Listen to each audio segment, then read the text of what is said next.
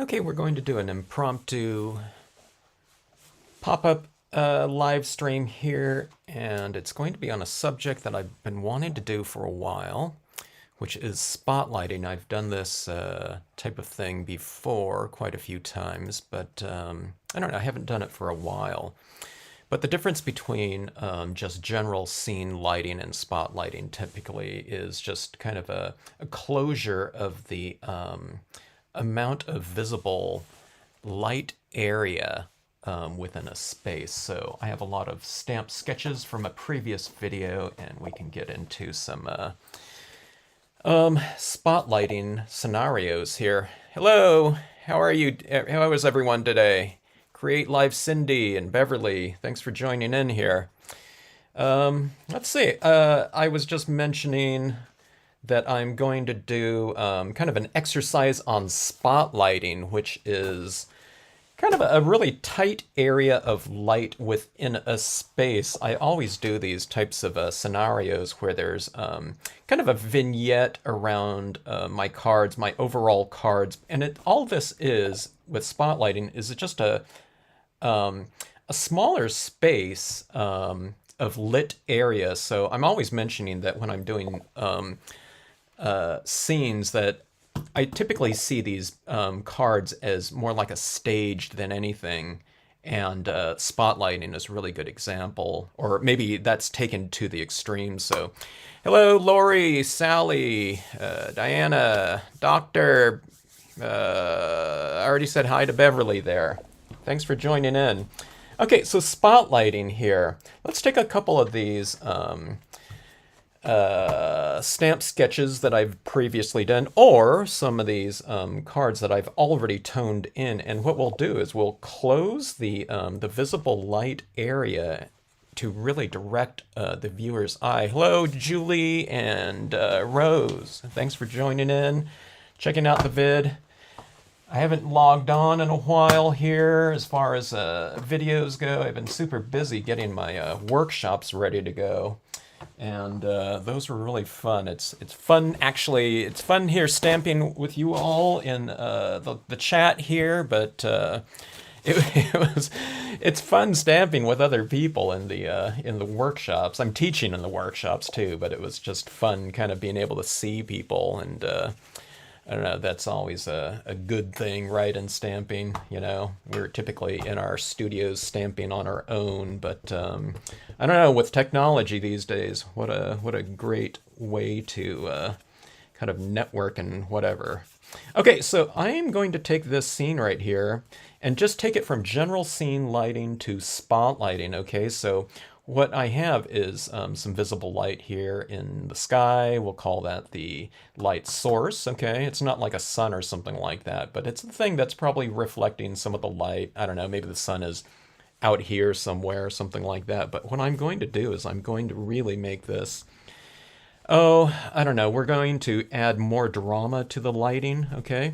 So this is going to get a lot darker in here, but I'm starting it off with a lighter tone rather than just skipping right to that darkest of area, okay?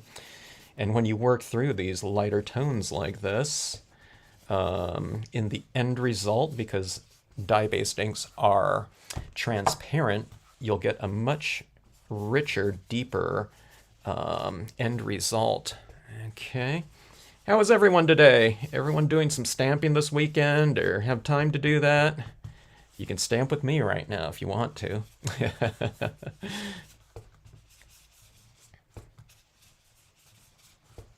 Okay, but see that right there? We're getting a much smaller little area of light within our scene here, so bringing it in more, okay. This is one of my favorite colors to use over the past few years. It's Caribbean blue from Marvy, and it's very, very bright, and I like a lot of blue tones, so this is a really kind of nice, rich, and warm blue tone here. Okay.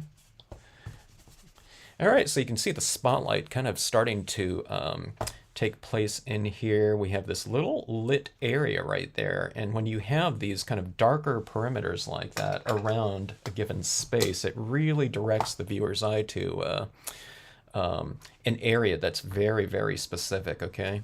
All right, so we'll keep bringing that in. And like I said, this is kind of an extreme version of lighting. It's like, I always say when you're doing scenes, it's like you're kind of approaching it as a set decorator, a set designer on a stage, but you're also the lighting director here. Beverly, you're not stamping today, huh? Well, maybe we'll give you some good ideas here to inspire or kind of to, if you haven't done this type of kind of scenario before, I'll show you. You know what I should have done? I should have some kind of before and after. I should stamp out a couple different compositions so we can see kind of the before and after. But hopefully you'll see that this kind of this narrowing of the whatever visible lit area can really bring a lot of drama into a scene, and it's perfect for little figures. Let's see, I'm looking to see if I have a little figure of that I can put in the water here. Okay, and I haven't done this for a while, so for me this is kind of weird. It's really kind of closing off the illuminated area. Again, like we have a little spotlight coming into the scene, or in this case like this, if this was out in nature somewhere, maybe it's like a whole kind of a narrow window for the light to come through into our space here, okay? All right, so that's a pretty dark blue right there. And the darker we take the area around our lit area like that, by contrast, that lit area seems that much lighter, okay? So we're really kind of getting this pretty dark here. It's always kind of interesting for me to do something that I haven't done for a while, because it's like I'm not used to seeing something this dark like this with such a kind of an encroachment of the darker tones there. Let's see. You're making scenes, Cindy, huh? Kitschy. Ah, always kitschy is good. Or you can make kitschy spotlit scenes. Hello in Pennsylvania. Thanks for joining in, Leslie. How's the weather in Pennsylvania right now? Let's see, you're at 6:42 p.m. there. That's one of those states I don't think I ever went to Pennsylvania. There were a couple different heirloom conventions in Pennsylvania, and I always wanted to get out there, but I don't know, just never got around to it. Conflicting kind of convention dates or something like that. Too close together, or the weekend before, back when I was doing the whole big convention circuit. Hello, Candy. Getting my scene ready to take camping. Ah. Where are you going camping? I haven't been camping in years. Gosh. Maybe 4 or 5 years. I need to get out. Alaska. Wow. Oh, Mother's Day cards. Yeah, that's coming. 68 and sunny. Yeah, that's about the same weather we're having here. What's the weather like in Alaska right now, Carrie? Is it Carrie or Kari? I don't know. That's another place. I always wanted to check out Alaska. That was my dad's dream kind of fantasy fishing trip, was to go to Alaska. All right. So if you've just joined in, what we're doing is we are doing spotlighting here. So as you can see, the scene is getting kind of that window of light is getting much more narrow, like a little spotlit area. Okay. All right. I'm ready for black here. Not that we have to go through a gazillion blues here, but I don't know. I like it nice and deep and rich here. let's see. I'm going to try this with a few of them. Actually doing it right. Oh, actually, great, great. Let me know how it's going there.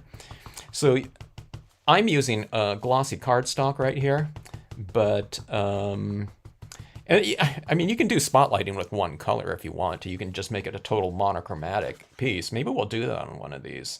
And, we'll just try to, like I said, we'll try to really bring in the drama here.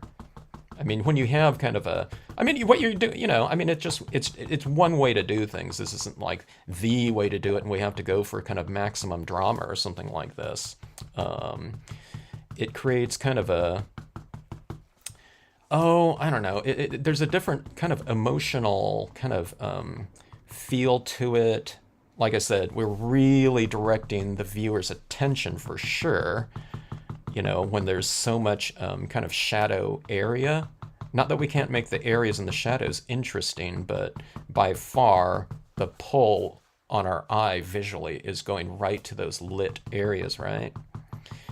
So, like I said, we're kind of a lighting director on our pieces right here, and you're directing your viewer's eye accordingly. So, I mean, you can do this. It doesn't have to be scenes either. I mean, if you're doing some kind of card and you're doing, there's some kind of word or something like that, this is a really great way to kind of really push the kind of the content of your scene. If it has like a word stamp in it, you can put a word right in an open area.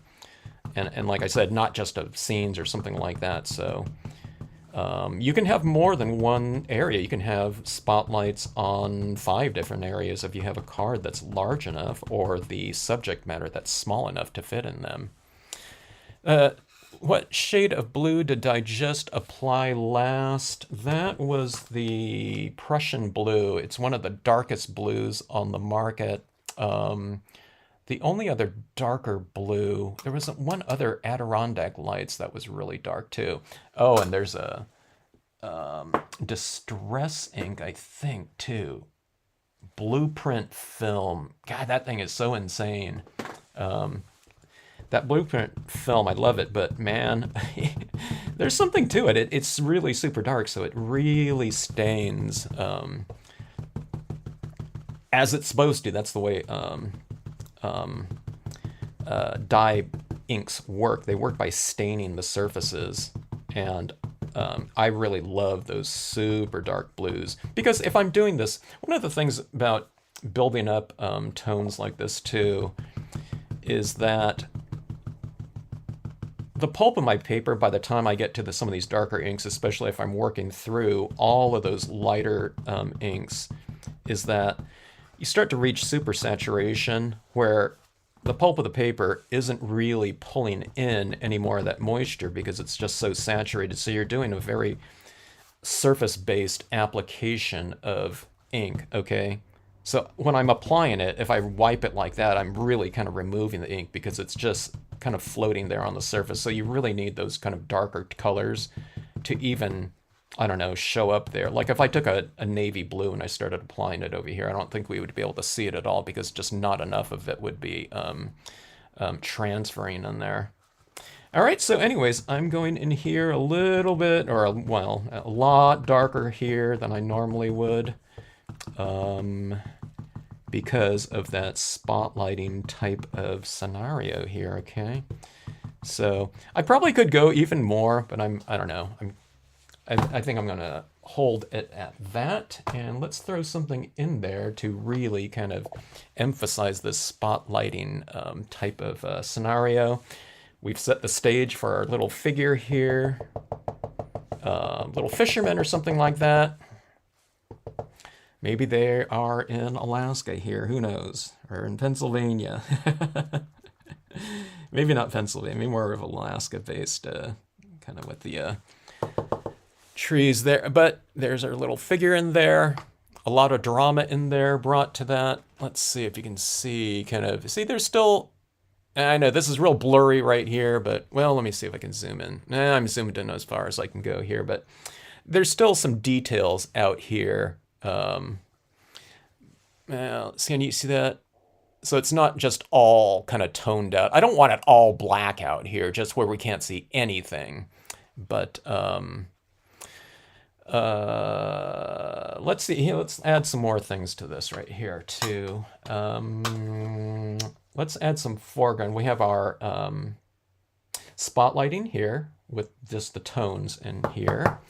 And let's add in, oh, I'm looking for some kind of foreground image. Let's go with, I need something a little bit more full here. Let me just use my oak branch here. Oh, there we go. I'm looking for my blocks. I haven't cleaned up after my workshops last weekend. Let's see. Did anyone ask? Painted seasons. Awesome. That sounds pretty cool. 52 and too silly, dusty, windy to play outside. Oh, yeah. I'm not into the wind unless I'm flying a kite. Yeah, I hear you, Carrie. You've mentioned something that a lot of people are kind of they have a mindset of that, and I think I know what it's from. I've theorized over the years that there's a lot of types of stamping where people are really careful about things like placement of designs, and it's for good reason. If you're using stamps that are based on outlines and things like that, you can't have overlapping imagery, otherwise you get a little outline of a person showing up in, another figure or something like that, or word stamps and things like that. You can't have like something dark in back of a word stamp. So placement is really part of the kind of the process. We have stamp platforms and things like that. People are doing careful masking, but in scenic stamping, I mean, you can do very careful applications of scenic stamping where you don't have things overlapping, but if you want things to be nice and seamless, what you need is overlapping to occur. You want the merging of imagery, and then when you get the merging of imagery, we're also doing things like merging colors together and uniform colors to bring kind of a continuity to a scene. So it's a little bit of a different spirit. There's a lot of it that carries over, but a lot of it that is almost opposite of what a lot of people have been practicing. Okay. Let's see. Oh, thanks for sharing, spreading the word, Cindy. I'm using glossy cardstock, okay? Glossy cardstock, not to be mistaken with glossy photo paper, two different types of papers, but look the same, okay? Just in general, glossy photo paper, like something that you would be printing at home using an inkjet printer, has an emulsion coating. So this type of blending of colors like that, it dries so fast on the emulsion. So this is a glossy cardstock here.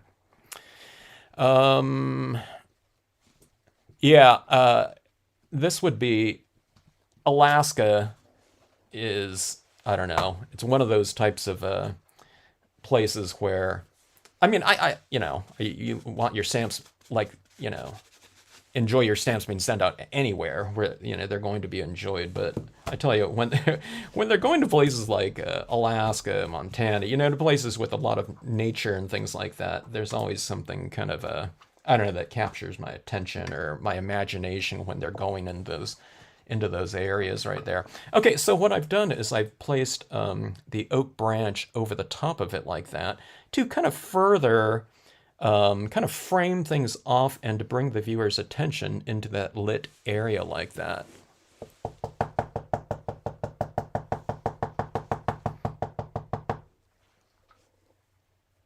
Don't press too hard on detailed stamps, but wait for the ink to transfer. Yeah, that's great.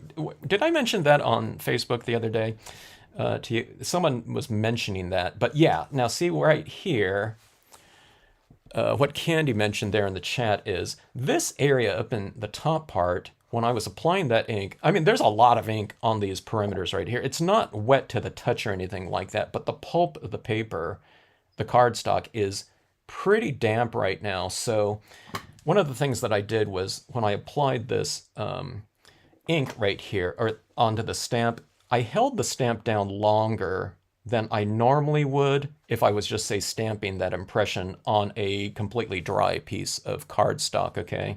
We have to allow that ink to transfer over. Otherwise, it's like, I don't know, stamping wet into wet, where if you pull it off too early, it's like it's going to create a vacuum, and you're going to see a lot of the ink still remaining on the surface right here.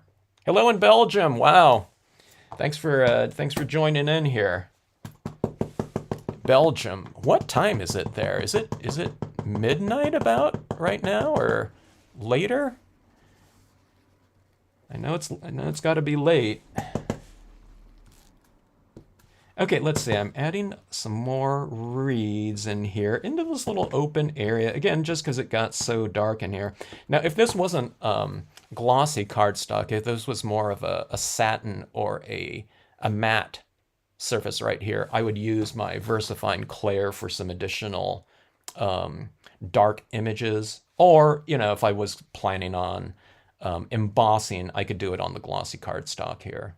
The Brilliance inks will dry on glossy cardstock, no problem right here. I'm mentioning this because some of these black inks, like the pigment-based ones, where the ink is surface-oriented and it's not absorbing into the paper, it won't, you know, this one won't dry. So we can, you know, we can do things like emboss on it or something like that. The Brilliance is designed to dry on here, but my Brilliance pad is a little bit dry right now. I need to get a re-inker for it. So, okay, so that is an example of a real kind of spotlit area. I mean, if I had, if this up here was darker too, then this area right down here would really be highly kind of focused on in terms of the lighting in here.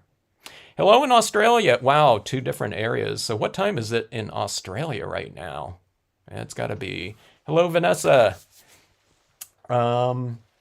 Let's go into another spotlit area right here. If you've just joined in, what I'm doing is I'm doing kind of these, I don't know, maybe a little bit more of spotlights, I think, kind of create a much more... say dramatic lighting than, say, kind of a much more open kind of space like, oh, let's see.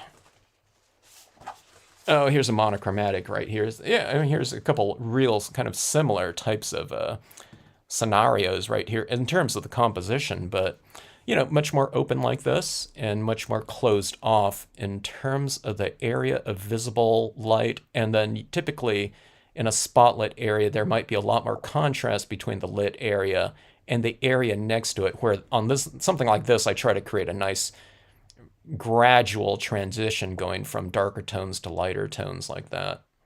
All right. Let's see. Well, that's kind of the idea there, Vanessa. I mean, you know, this whole idea of kind of glazing these colors on here, it's kind of the similar as far as the tradition of like oil painting, where you typically hear this scenario of working from thin to thick in oil paints. Well, in certain types of oil painting, what they do is they do these monochromatics like this. Now, I didn't do a monochromatic on this, but they would do a monochromatic study like that. And then they might go over it with like 50 layers of transparent, oil-based transparent washes or whatnot. And that was kind of in the tradition of, I think, the Dutch masters or something like that. So nothing mastery of this, but in terms of the glazed type of rich scenario of transparent colors, it's kind of like a little bit of a version of that. It's a very, simplified version of that by far, okay? Hello in Chicago. It's 8:30 Sunday in Australia. 8:30 on Sunday. Wow. Well, thanks for joining in on this morning. And whatever time everyone is at. It's so interesting with the internet, isn't it, all these different areas. Okay, so let's take a look at this scene right here. And let's bring this, and this is like a bookmark type of scenario right here. I have this open area right here. So when we look at a scene like this, okay, we're going to do a spotlit area in here. Let's do kind of more of a sunsetty, warm scenario. How's that in terms of an idea? I just haven't done that for a while. So one of the things that I've been doing over this last week was kind of getting my workshops ready. But okay, now don't get caught in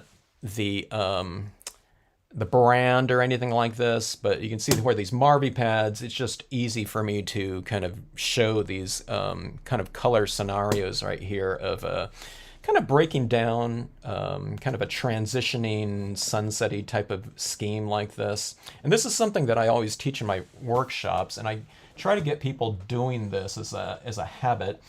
You can mix and match your pads and brands and things like that. If you're going to go for the glaze kind of dye-based ink layering scenario, okay, then just stick with the similar types of inks. Okay, so things like distress inks right here are dye-based inks. Mementos, you know, those are dye-based inks. A lot of people have their Stampin' Up pads, their Catherine Pooler inks or whatever, okay? So I'm not mixing and matching like dye-based inks with pigment inks or something like that, or like a StazOn or something like that with dyes, okay?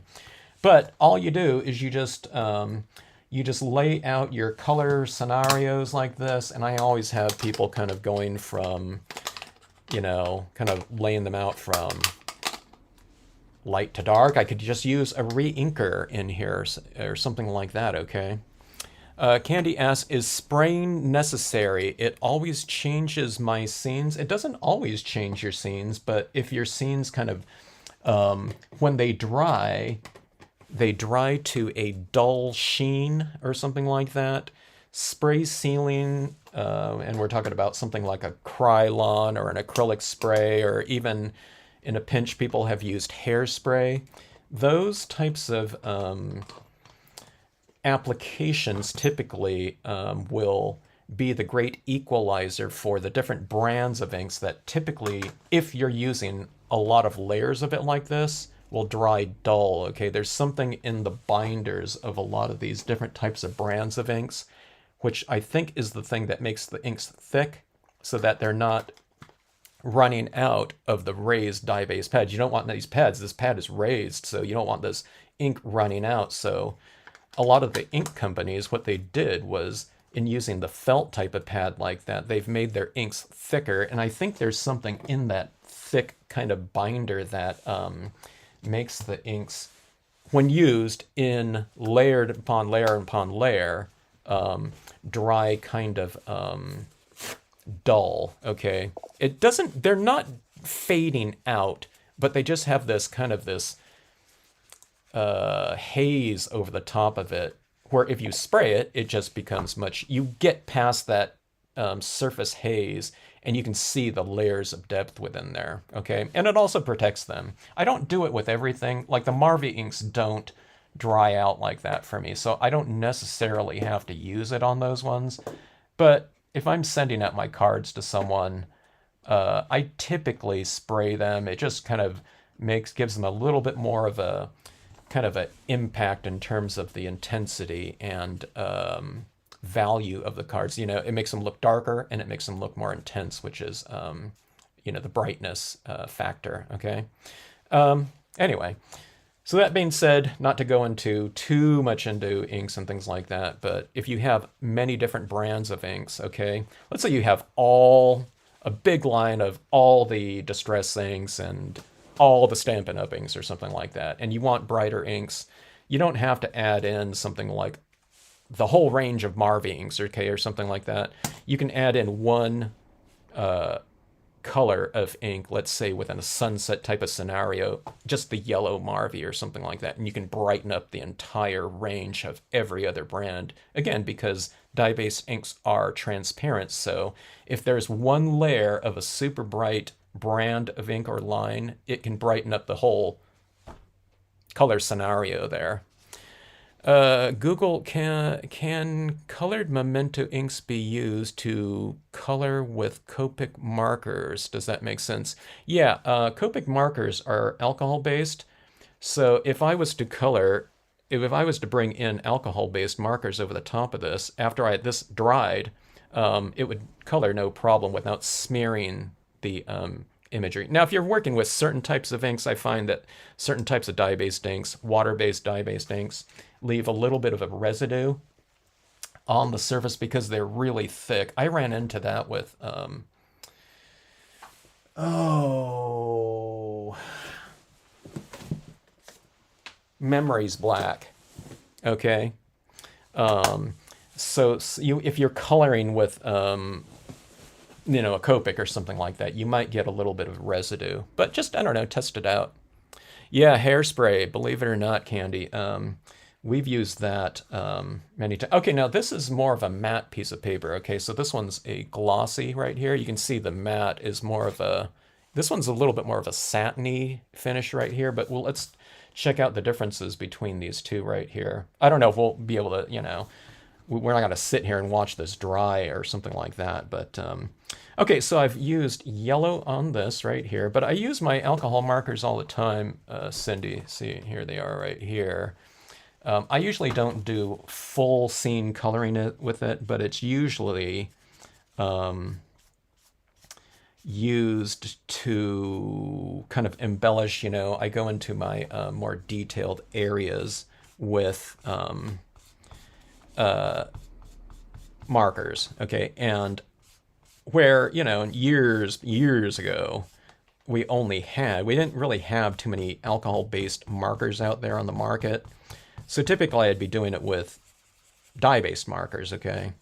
But the alcohol ones are just so much easier to use because of that non kind of mixing. You don't have to worry about that whole kind of mixing of media scenario. They're not going to add in a Copic marker or something like that, or alcohol-based marker over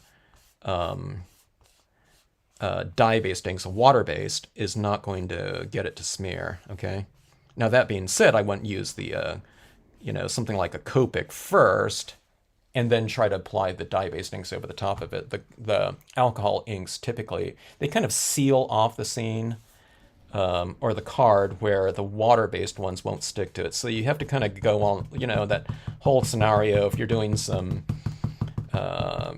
home painting or something like that, and the walls were painted in an oil base or something like that. You really are not supposed to go over it with a water-based type of thing, otherwise it'll peel off. So it's the same type of scenario with cards like this. You don't use an oil-based first and then apply a water-based over the top of it.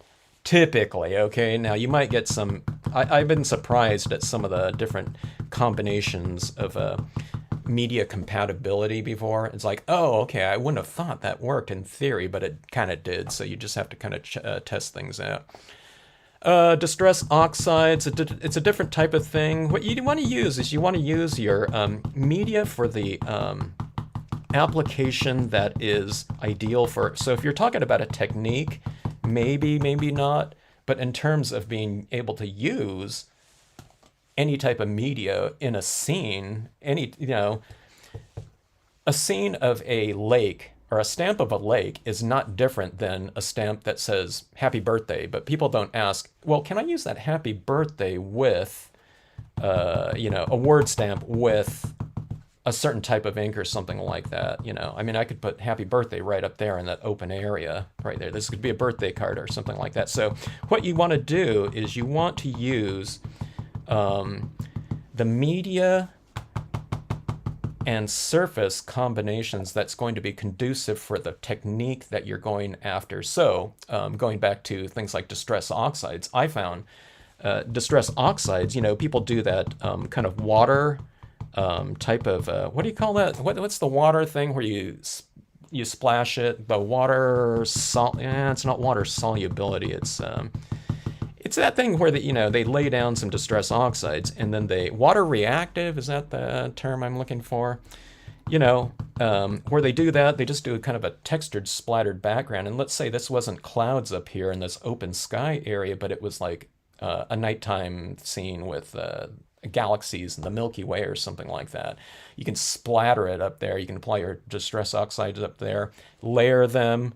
and then splatter them for that great textural kind of ability that they have, and then you have kind of a instant kind of Milky Way there. Dye pigment. Okay, the Distress Oxide, they are a dye pigment hybrid. I didn't know that. Okay, so is the pigment though? Here's the thing that always gets me confused about the hybrid inks.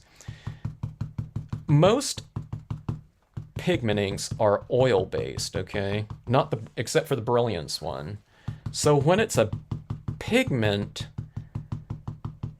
dye hybrid, is it water-based or is it oil? You know what I mean? I don't know. That always confused me. So I don't know exactly those, I don't know, the different scenarios like that.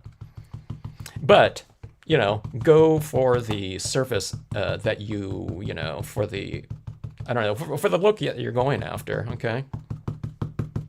Okay, but I don't know, if you're asking about the layering aspect of it, okay, the dyes are going to be the most transparent so that when we lay down these different types of colors like this, and we're doing it in layering and repetition, I call this like glazing, okay? It's like when you glaze, I don't know, a ham or turkey or, you know what I mean? Something like that. Okay, we're not putting these opaque layers of glaze over the top of it, but it is, they're transparent, so it looks really deep and rich and everything like that. Okay, but pretty rich though in terms of a non-glossy surface right here. It's getting shiny though just from the sheer amount of ink that I'm using here. Okay, now I'm not going to use the same amount of ink through all of these different colors that I've just used on here. I'm going to use them a little bit more sparingly because one thing, the paper is getting really saturated with ink right here. So it's just not going to take as much, okay? But also I get the most amount of coverage with my lighter tones like that. Let's see what we here. Chalk colored box hybrid didn't work so good, but who knows? How did you use it though, Candy? Pear Tart is the same ink as Tuxedo Black. Pear Tart, I don't know that one right there. Reactive, water reactive. Thank you, Leslie. Smooching. What's smooching there? Okay, Memento, Distress. Yeah, and the Marvies shouldn't smear with the alcohol. Some papers, some different brands of papers like glossy cardstocks. The cardstocks that are a little bit more sealed though, it might retain some of the ink on the surface, certain brands of it. So always, just give it a test, and always test with things like if you're getting a certain type of reaction to something, maybe heat set, things like that. So I don't know, test things out. I find that I used to be able to answer things much more definitively. Like, okay, if you have a dye-based ink and you're using glossy cards, because everyone was using chrome coat or something like that. But in one time I did a test of 3 different types of glossy cardstock, and they all acted they didn't act completely different, but they had a very different look to it from each other in terms of the end result, and I approached all 3 different scenes exactly the same, okay? But very different in terms of how they looked when I was applying the inks, okay? But also, the biggest thing was how they dried. They all dried very differently. Some of them had a texture to them, and some of them were very smooth. They took the ink differently, probably because of how different how much more sealed one was from another, okay?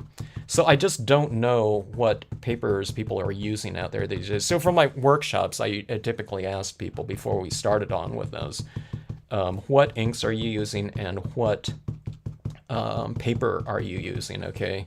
Because I might have a little bit of knowledge of those different papers, like if they were using a Ranger repackaged paper, I'm guessing that they were using chrome coat or something like that. But I don't know.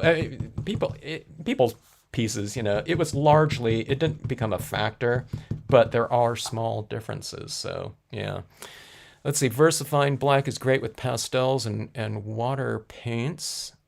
The VersaFine Black, yeah, the oil-based VersaFine. They are not permanent. Yeah, they are not permanent. The oxides. Oh, the pear tart is a. Oh, yeah. Oh, the pear tart's a green one, though, right? Yeah. Okay. I do have that. Yeah, the VersaFine is really fantastic. I have both the VersaFine and the VersaFine Clair. Does anyone know the difference between those two? I thought maybe the pad fabric seems different.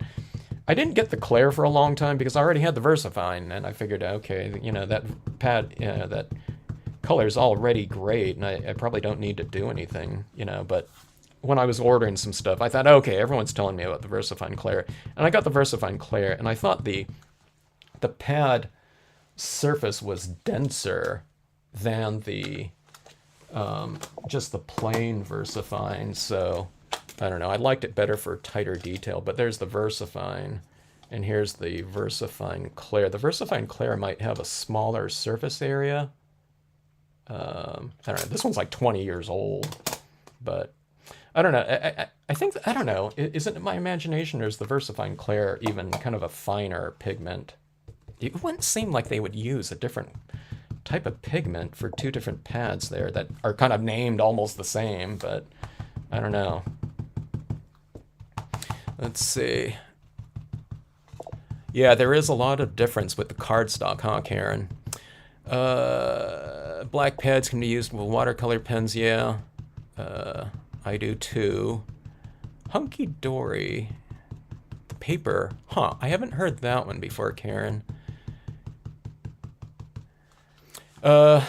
Always a good point there. Panic Coffee. Yeah, test your media surface combinations there. Oh, you don't like the Clair. You prefer the normal. Huh, interesting.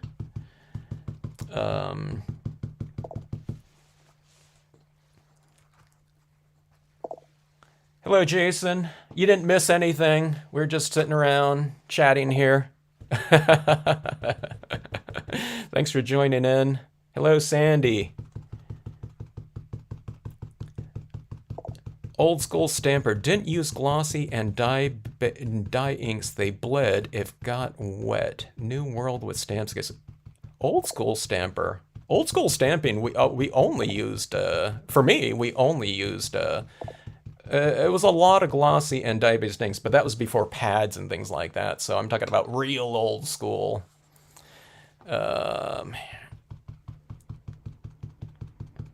Size of pad and more colors. Ah, is that what it is? Okay. I'm talking about the VersaFine there. Okay. They're definitely great for fine, detailed stamping. Karen, I don't know. I have asked. I don't know. They ran into some major problems with their FTP. I'll ask them that again. But they, like I said, they have all the stuff. You just have to drop them a note, and they just bill you, you know, for it. Or you can say, hey, I want the stamp. You don't have to order online, and then if there's something not online, like as far as their sets go, you know, they would just bill you in one bill, and I think they send out their invoices via PayPal. The UK site is down, or it's not down, but it's just not updated. Okay, if you just joined in, what we're doing right here is I'm doing a thing that I call spotlighting, and it's really kind of the encroachment of the darks, you know, kind of come into a scene much more than I typically do with any, I don't know, my regular color additions, okay? So on this one right here, I'm going to create these really small kind of areas of light here in terms of the source of light and the reflected light down here. I kind of need to come out here a little bit more on this one right here. But I'm doing a sunset scenario right here, and I'm working through kind of a range of tones like this, okay? So like I said earlier, if you've just joined in, one of the things that I have people do in my first workshop is just, you know, when they have kind of a color scenario, and it doesn't matter if it's this, if it's colored pencils or Copic markers or alcohol markers, you just line them up going from light to dark, okay? and then you just start applying it from the lightest tones, and then work incrementally, progressively darker in terms of your color schemes. If it blends to your eye, okay, when you're holding them out, it'll blend on the paper just fine. They'll layer on the paper just fine. The Clair is more embossable and can dry on glossy paper with heat set. I didn't know that about the Clair drying. I'll have to try that. Okay. I'll need to try that. Maybe I did use, you know, I thought I used to use the VersaFine on the glossy, and I seem to remember it drying for me over time. Huh. I'll have to do that again. Or try heat. I don't think I ever tried heat setting it. It was just typically the things that I would be doing last anyway, so I would just typically let it dry, air dry. Huh.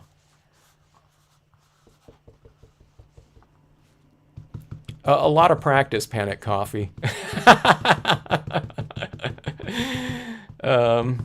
What I do is if I'm adding color like this and I'm looking at the screen like this, I just, you know, I know kind of the rate at which I'm moving it. And this is spotlighting, so everything's really dark. So I'm not really being too careful about how far I take my color in like that. But I'm learning from all of you. What black ink did I use? On these ones right here, I used my Marvy black. But use whatever black you want. Now, in my workshop instructions, I told people that, you know, people usually know they're familiar with their ink and surface compatibility. So I told them for the workshops that I was doing, you know, because we're all doing it in, you know, live in time. I just said, hey, you know, if you are experiencing any type of smearing going on, you know, when you start coloring your pieces, just switch over to a StazOn, and you know we won't have to worry about that. I don't know, but I don't think anyone did. I think everyone had their paper and inks worked out, and I think I don't know if anyone was using the same ink for that.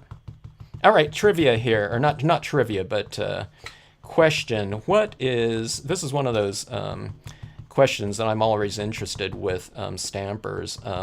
What is everyone's favorite or go-to black ink? Mine's Marvy. Hello, Debbie. You're not that late. Or I don't know. When do we start on this one? I don't even know. Okay, but what we're doing here, Debbie, is we're doing spotlighting. So I have a much more narrow area of tone. Okay. All right. This is what I was telling people, you don't have to use as much ink as I did on this one. I'm using more ink on this one. I'll do an example of spotlighting very minimally on my next one, okay? I'll just, you know, we'll just use black, okay? VersaFine is the tweaked formulation of VersaFine Clair, and allows for, so that's the skinny on the difference. It's the tweaked formulation, huh? Interesting. I wonder how did they tweak it, I wonder, in terms of the chemistry of the paper. Hero Arts, okay, the Hero Arts black. I haven't used the Hero Arts black before. Huh. Always loved that company, Hero Arts. Hero Arts was, I loved their product back in the 80s. They were one of the first companies, I think, that I saw Mylar labels used on their wood-mounted stamps. VersaFine Normal, India Ink, multiple blacks to find it. Yeah, that's a good idea. And then, of course, you might be, you know, maybe everyone has a different black ink for, say, glossy cardstock than matte cardstock or something like that. VersaFine Memento and Clair. Yeah.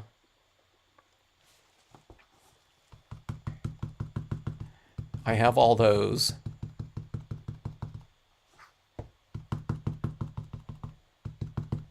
The one thing that surprised me one time was I used a, oh God, what was it? Well, maybe it wasn't too surprising. I used a VersaFine on photo paper, okay, glossy photo paper, and it never dried. And when I mean never, I mean never. Now, if I'm out in Arizona or something like that, maybe it dries on me or something like that. You know, something with a little bit more of an arid area like that. But you know, it didn't dry after, I don't know, like a month or something like that. I had it something drying, you know, on a shelf or something like that, and I went back to touch it, and it's like, oh my God, that still smears. I think it was just VersaFine. I don't think I had my VersaFine Claire yet at the time, and I didn't try heat setting it either. But just that emulsion coating on the photo paper was just a no-go. Okay, so can we see, I mean, yeah, hopefully you can see that spotlighting kind of occurring, you know, early on in this whole scenario right here. But let's go in with black now, okay? So I'm just using the same black that I used to stamp out my imagery in. Okay, so I'm going to be a little bit more careful about this one, okay, because it is so dark, okay? I don't want to lose. I'm not, in spotlighting, I usually don't have too much of a strong transition between the darker areas and the lighter areas, lighter spotlit areas, okay? But, okay, now one of the things I like about the Marvy Black is Marvy inks in general are thinner than other brands of dye-based inks, okay? So if I was using a thicker ink right here, I mean, it would work great. They would blend in because they're thicker and they move around on the surface of the page, paper. Easier because they're thick, but sometimes when I want that transfer of ink and the staining aspect of the dyes, it happens slower than a thinner ink that is penetrating through those thicker inks and staining that surface easier. It's especially apparent on the glossy cardstock because the glossy cardstock is more sealed, of course. So, okay, let's see. What are people saying here? Let's see. It's working out which inks work with which papers. Yeah, definitely so. VersaFine is pigment, yeah, and that's an oil-based pigment too.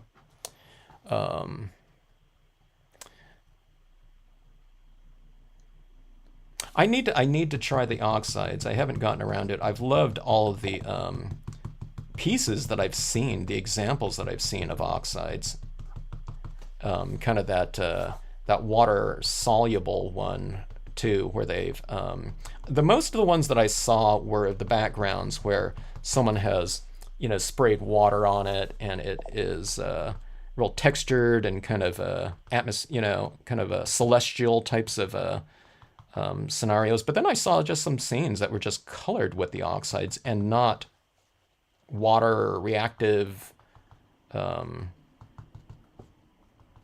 utilized, okay? And I thought, oh, okay, well, what color is that right there? It was super, super bright, and it was an oxide. I don't know when that was. That was a while back that someone had something on the Facebook Stampscapes group.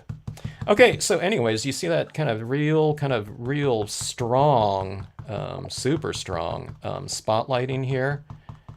We have that light source and reflected light. So when you do those two types of things like that, you don't always have to do, you know, light in the sky, light in the ground or something like that. But what you do is when you do those types of things like that, you create this visual dialogue within the piece. And I don't know, it kind of creates a scenario where I'm going to stamp a cloud right in there.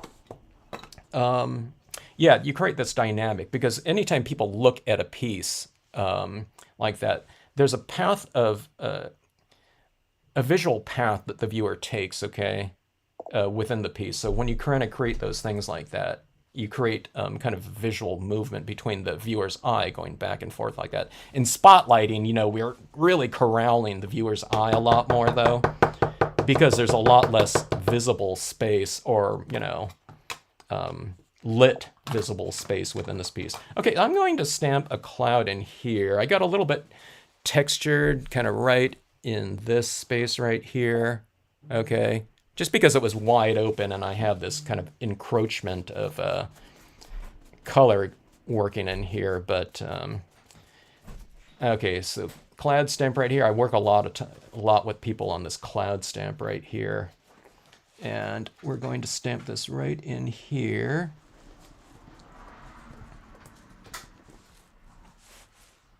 And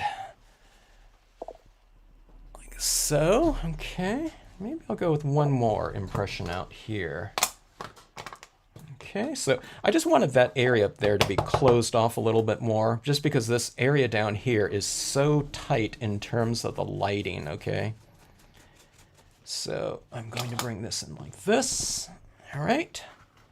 So we have a smaller kind of opening up here to bring a little bit more of the viewer's attention down here. So it's a little bit darker up here now and lighter down here. So if something is dark in one area, you can just make an area that's a little bit darker so that this area right here seems lighter by contrast right here. What do you do with all your makes in the end? I don't know. They're typically given away. You know, I send them out with orders. I'm starting to save more of these now because I need them as examples for the classes so I can reference them when they come up. Yeah. Let's see. Happy birthday, Karen.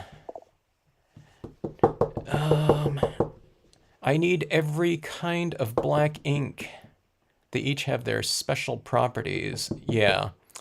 Wish I could have hung on to my Adirondacks. Yeah, I was shocked when the Adirondacks got discontinued, to tell you the truth. Yeah, that really popped out, didn't it? Okay, so anyways, here we have our spotlight area. So again, you can see these areas like this when you really kind of close in those areas of visible light, okay? It really directs the viewer's eye. Now, this one right here, let me show you if I could. I know this kind of goes out of focus a little bit, but I'm just showing you that I'm not, the area around here isn't just black. You can still see the areas of detail within those shadow areas. I don't want to just block off everything where you can't see it anymore. And again, I know this is all kind of blurred out right here, but I don't know. Let me do something here. You know, we're speaking of the blacks and things like that. Let me use the Claire black here up in the corner. And like I said, I don't know if you're going to be able to see it here on the video, you know, on this broadcast. Let me try to zoom in as much as possible here. But okay, now what I was saying on this paper right here, this one's the satin coated finish. It's called white coated silk. It's a semi-gloss paper, but this paper right here absorbs the ink just fine. So like a VersaFine Clair will dry on this type of paper just fine without any type of special heat setting. My Marvy black is very black too, but what I always thought it was 100% black. But then when I put it up next to the VersaFine, I thought, oh, that's like a 95% black, where the VersaFine's much more of a true kind of, you know, black here. Okay. All right, so we have a little bit more of a closed off scenario there. And again, I'm just doing this for the purpose of spotlighting. Okay, it doesn't, you know, sometimes I don't even have any color in my skies these days. I just use some white pigment ink to make it really light and airy. But again, I'm just doing this for the sake of kind of visual drama. Okay, when you have the spotlight areas, you know, where, you know, you close, you know, if you're watching a stage production, you know, that light, you know, that wide open area goes down to something like this, and it's like, okay, it's, you know, the spotlight's on someone, whatever they say right there, you know, whatever they're about to do, it's probably really important. Okay, so here's some birds right here in the sky. All right.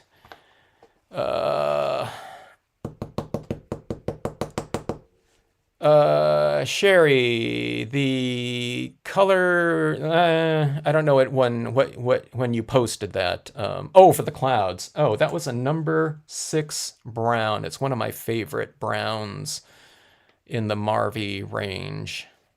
But yeah, one of my go-to colors. It's the color that I use all the time, even for greens, so that it kind of mellows out greens and whatnot. Thanks for watching the vids, Candy. Yeah, the kitchen towel. Okay, I was using Colorbox Stylus tools. I think those are the best ink applicators ever. Okay, but for me, the paper towel is second to color application for most of my purposes. They're absorbent, and of course they're plentiful, available around the world, and you know, I can do a lot of scenes, you know, from one paper towel. This is like a eighth of one, so I can just switch off like this, and there I'm ready for another color. And okay, and I can do that like 3 or 4 times. You can see for doing this whole scene like this, look how much area you use. It's really small, you know. And this is like a small, you know, this is like a part of a paper towel too, so you can go like that, you know. So this is like real old school tools. I don't want to sound like a, you know, one of those people like, hey, we were, you know, walking 5 miles to go stamping or something like that. But that's what you were using back in the day. People were using Nerf balls, okay, to color apply. I never got into that. I thought that was nuts.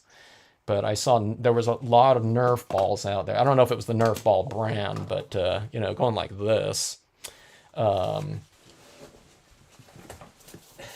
Makeup wedges like this, you know. You know those makeup wedges. Those were another thing. This was your typical kind of ink applicator right here. These ones are like 30 years old, so I started using one the other day, and I thought it was disintegrating, so I'm not using that too much anymore. Okay, so spotlit areas. Okay, so I don't know. What do you guys think about that? You know, it's a different type of look, you know, in terms of I don't know, kind of the emotional spirit of these pieces.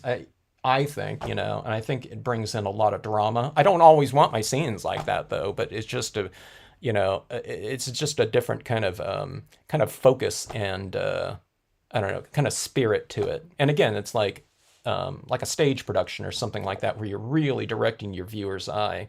I think spotlighting is really fantastic for, again, like word stamps or something like that. You know, word stamps already draw the viewer's eye into a piece where everyone's reading whatever it says, of course, but you really bring a lot of impact to it like that.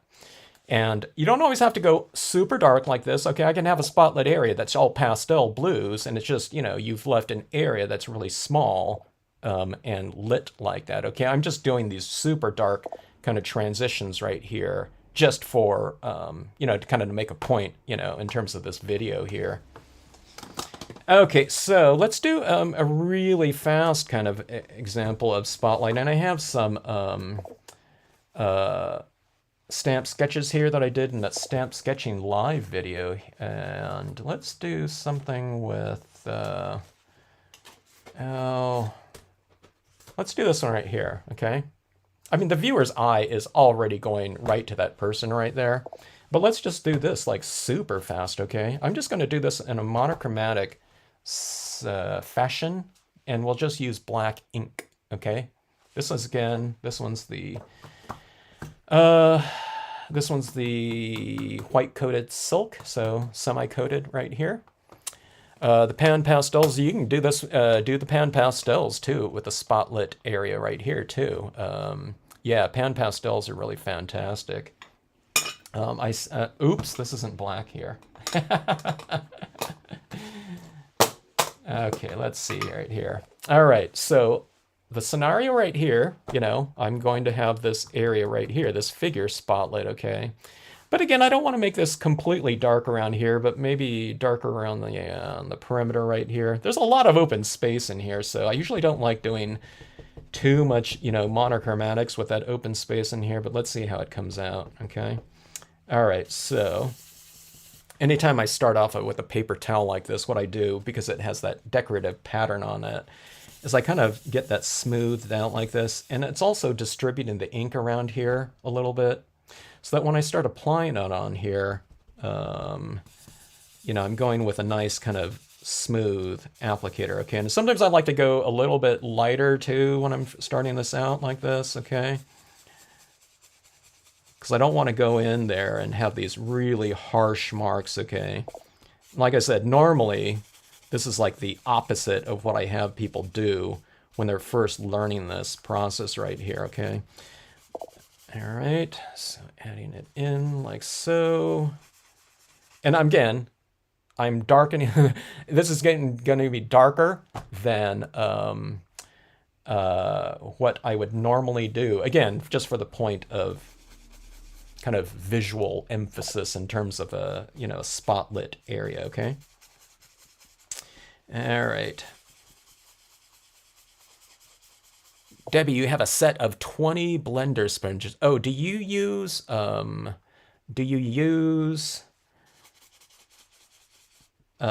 certain sponges? This question can go out for everyone. When you have like blender brushes, do you keep certain ones for a certain family of colors? Like this blender sponge is for your yellows, and this one's for your greens, this one's for your whatever, violets or anything like that? Or does everyone just use it for the size, and then you just wash them out thoroughly after each use? Okay. Hello, Cheryl. And thanks for the comment on the horse. Someone said they liked the horse there.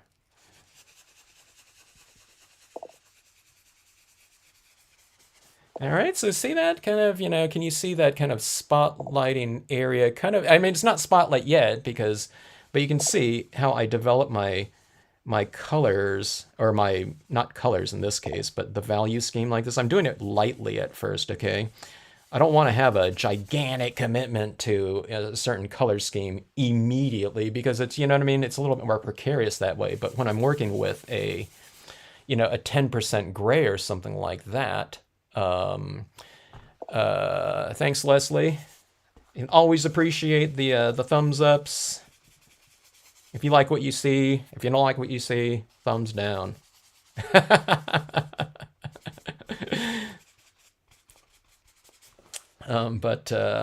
Yeah, but see, when you work with these lighter values like this is one of the things I have people do in my second workshop, Stampscapes 2. It's like the first thing we do, though. Okay, I like people to maximize the use of all of their media, be it stamps, using certain portions of them. Here's the oak branch up here again, just using the smaller portion of it.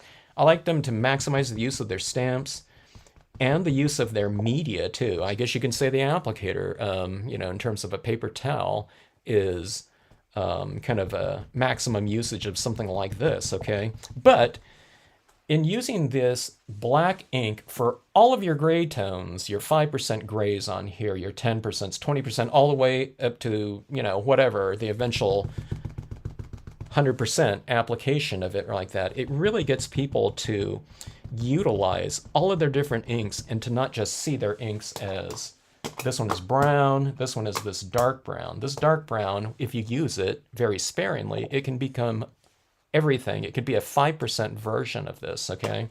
So it's a good way to really maximize the use of all of their different colors, especially their darker colors, okay? You're not going to make a light color darker.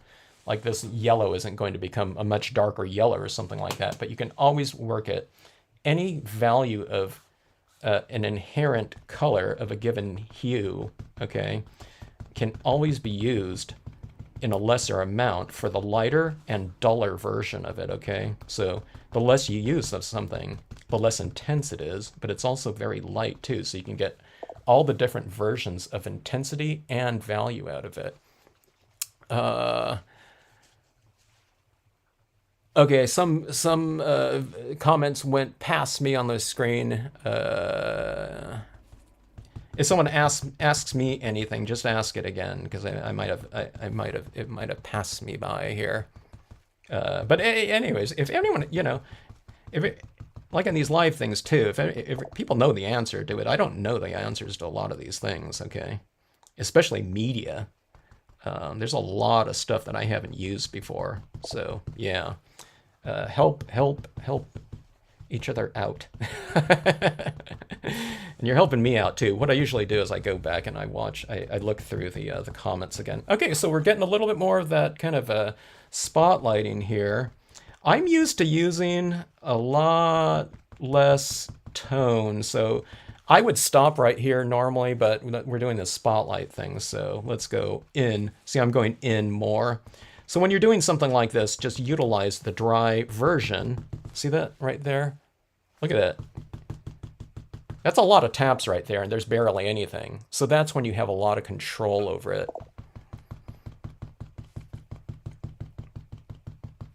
You were wondering about the darks and lights, Debbie? Let's see, metallics. However, I scrape mine off as I do resin. Ah, resin. Very cool. Polymer clay. Ah. Nice, nice. So many. There's that whole resin kind of genre of YouTube videos, isn't there? I was watching some of those myself not too long ago. All right, it's getting, narrowing in a little bit more and more. There's this feeling of, I notice right here, the emotional tone of this piece, it becomes much more, there's this feeling of, emotional feeling of kind of isolation. The more I apply more and more ink right here. But again, I don't just want it all just, light and then just dark where you can't see anything else. That's, then we're losing all of the details on the outside area like this. Hello, Kathy D. Great to see you here too. So thanks for checking it out. Thanks for joining in here.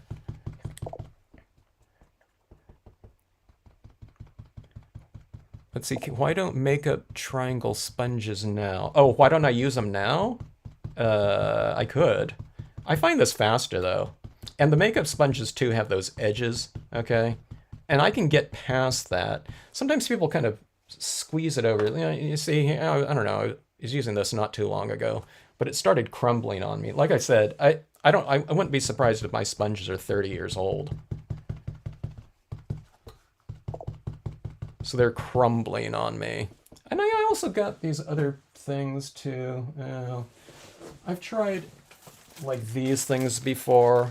Cotton rounds, okay. Those are kind of cool too. I don't know. I didn't experiment with them a whole lot. And then I also have things like, I just cut up some kitchen sponges. So you can go like this too with that, okay.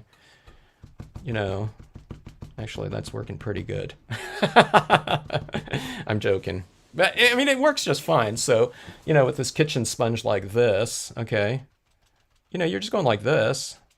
All right, or you can go like that. I mean, that's pretty, and this is like cheap copy paper right here too, right? So it's really absorbing into that, but you can go like that, whatever you want, okay?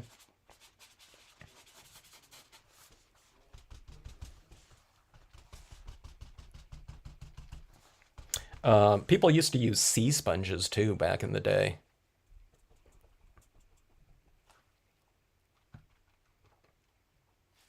Pan pastels are very versatile, yes. Some great results with the pan pastels. People used to always use chalks with Stampscape stamps too.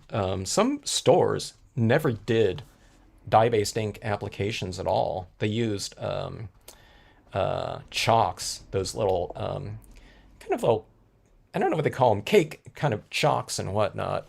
And then some, like, it seems like in Germany, I don't know back in when, but like in the 80s, early 90s, like everyone used colored pencils, okay? All right, so anyways, you see the spotlighting here? We're really kind of getting into this right here, but again, like I said, I would normally leave that much more open, okay, in terms of the lighter types of applications right there.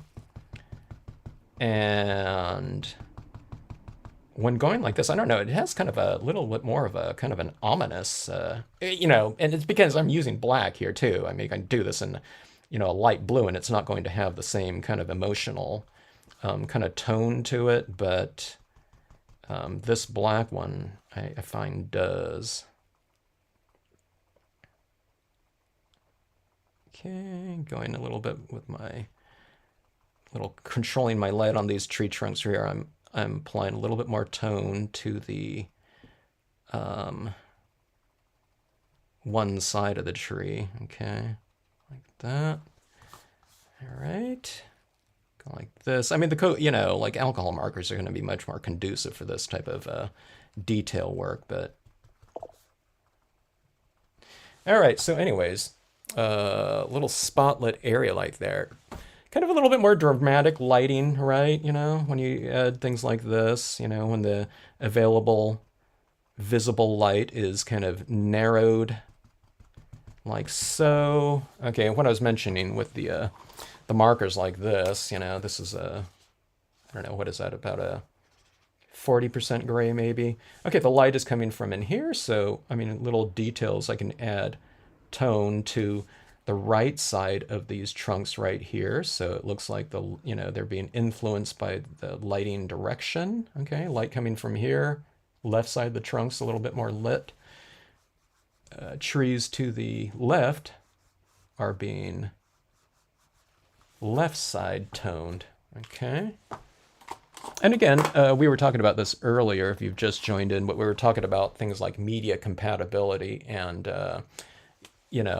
being able to utilize certain types of media over other types of media because they're not going to smear and blend. Like the alcohol base of this isn't going to lift and put back into solution the water-based dye inks here.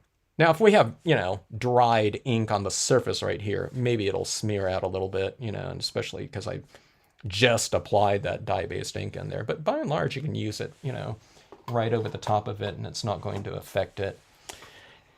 Monochromatic scene like this, if we want to add in a little bit of color, you can do that, and it's kind of like black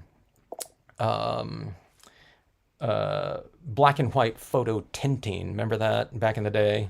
I don't know, you might not remember stuff like that, but they would typically go with light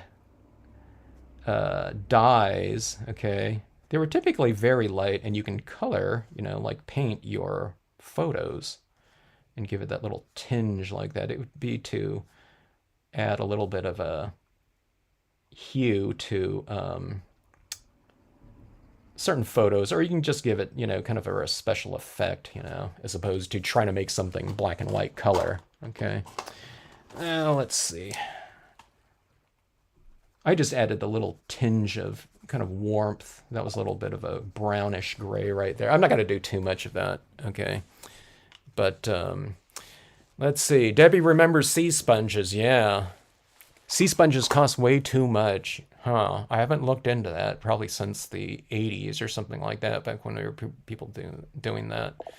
Chalks, but too dusty. Yeah, I could definitely see that. We always had to be careful about use of pastels when we were in school, because everyone's always doing this, and charcoals and stuff like that. So if you're working in a life drawing class, with 20 other people, and everyone's going like, we probably breathed in so much charcoal and pastel dust back in those days. Yeah, it's definitely an different emotional tone, isn't it, Tammy, like that? Okay, let's bring in some additional foreground in here, Let's go back to that Claire again. Photo tint markers, huh, interesting. What are you using for light?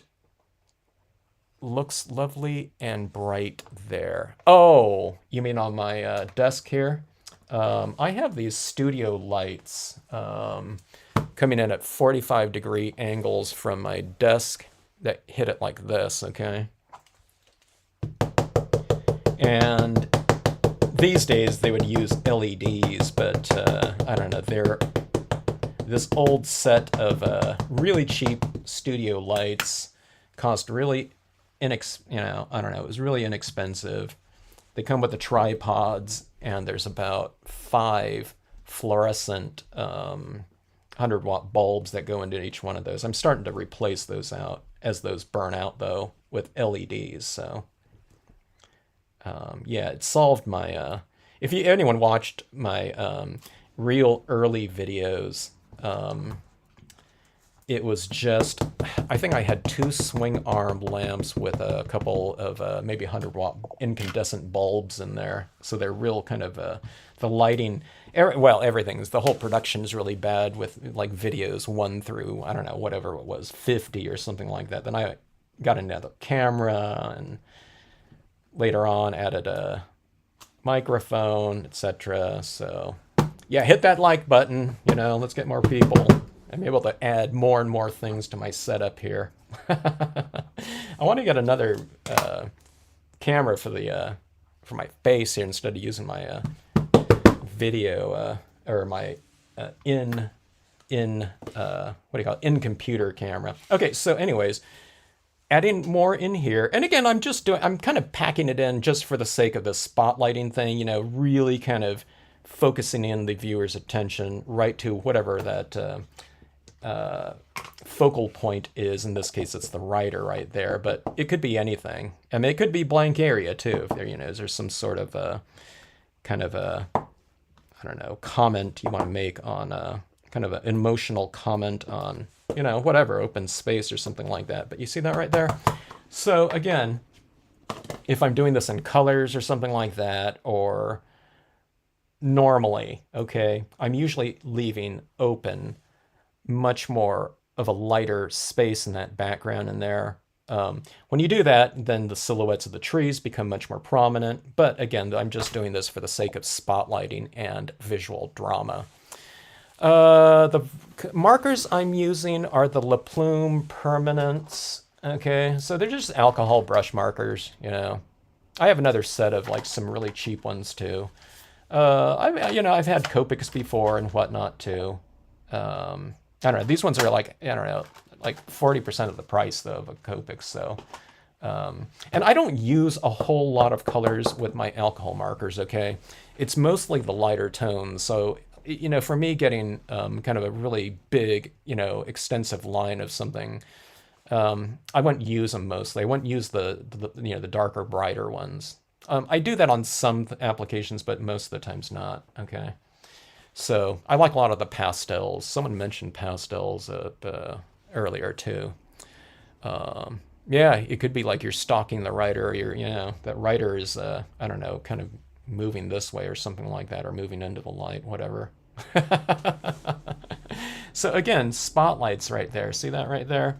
So kind of close off your viewable kind of visual area like that. For the purpose of kind of that visual drama in your scenes, okay? And like I said, these ones go all the way to a very dark tone. And then, like I said, you can do spotlighting through your midtones or something like that, okay? And again, I'm just doing this for emphasis. Let's do another one. Let me show you. Let me show you this right here. We were talking about, if you've been watching this, I was talking about how certain types of processes in oil painting is where you kind of develop a monochromatic statement, okay, and then you just go over it with your colors, okay? So let me just do I'll do a monochromatic over this one right here, because I already got it started here. And then we'll just finish it off with some tones. So a little bit, not so much like photo tinting, but kind of in the spirit of it. So let's see here. Let me add some things behind that. I didn't really finish this off because I don't know, I was doing something else for this. I think I was just demonstrating the waterfall for one of my classes. And let's put some trees behind there, just to close that off a little bit. And then this will be the spotlit area down here, so we've already done some spotlighting. Thanks, Kathy. Thanks so much. Comment there. Baby wipes, try drying them out much smoother when sweeping color with inks. Baby wipes. Good tip there. Leslie, I'm with you there. I definitely like black and white. Some of my favorite photography typically is black and white photography, Ansel Adams and, whatever for sure. But I don't know, just from contemporary, users. When I was doing a lot of hiking and things like that back in the film days, I got using one of my favorite films, and I pretty much started using it almost exclusively, there was this black and white slide film, and I loved that stuff. And I was mostly shooting black and white. I mean, I did a lot of color too, color film and things like that, Fuji Color and Kodachrome, all that. But then when I found that Scala black and white slide film, my God, I fell in love with that, and I was like shooting that all the time. Okay. That means trees right behind here, like so. Always under mask. And if you got a big space in between there, it's going to get filled up with, tone anyway. But usually under mask, and then, you'll get the merging of imagery so much easier. Garage LED light above you. Oh, that's a good idea. Yeah, those garage LED lights are really fantastic. I put one up in my garage too, and it's so bright. So if you have it over your desk, yeah, that's a really great idea.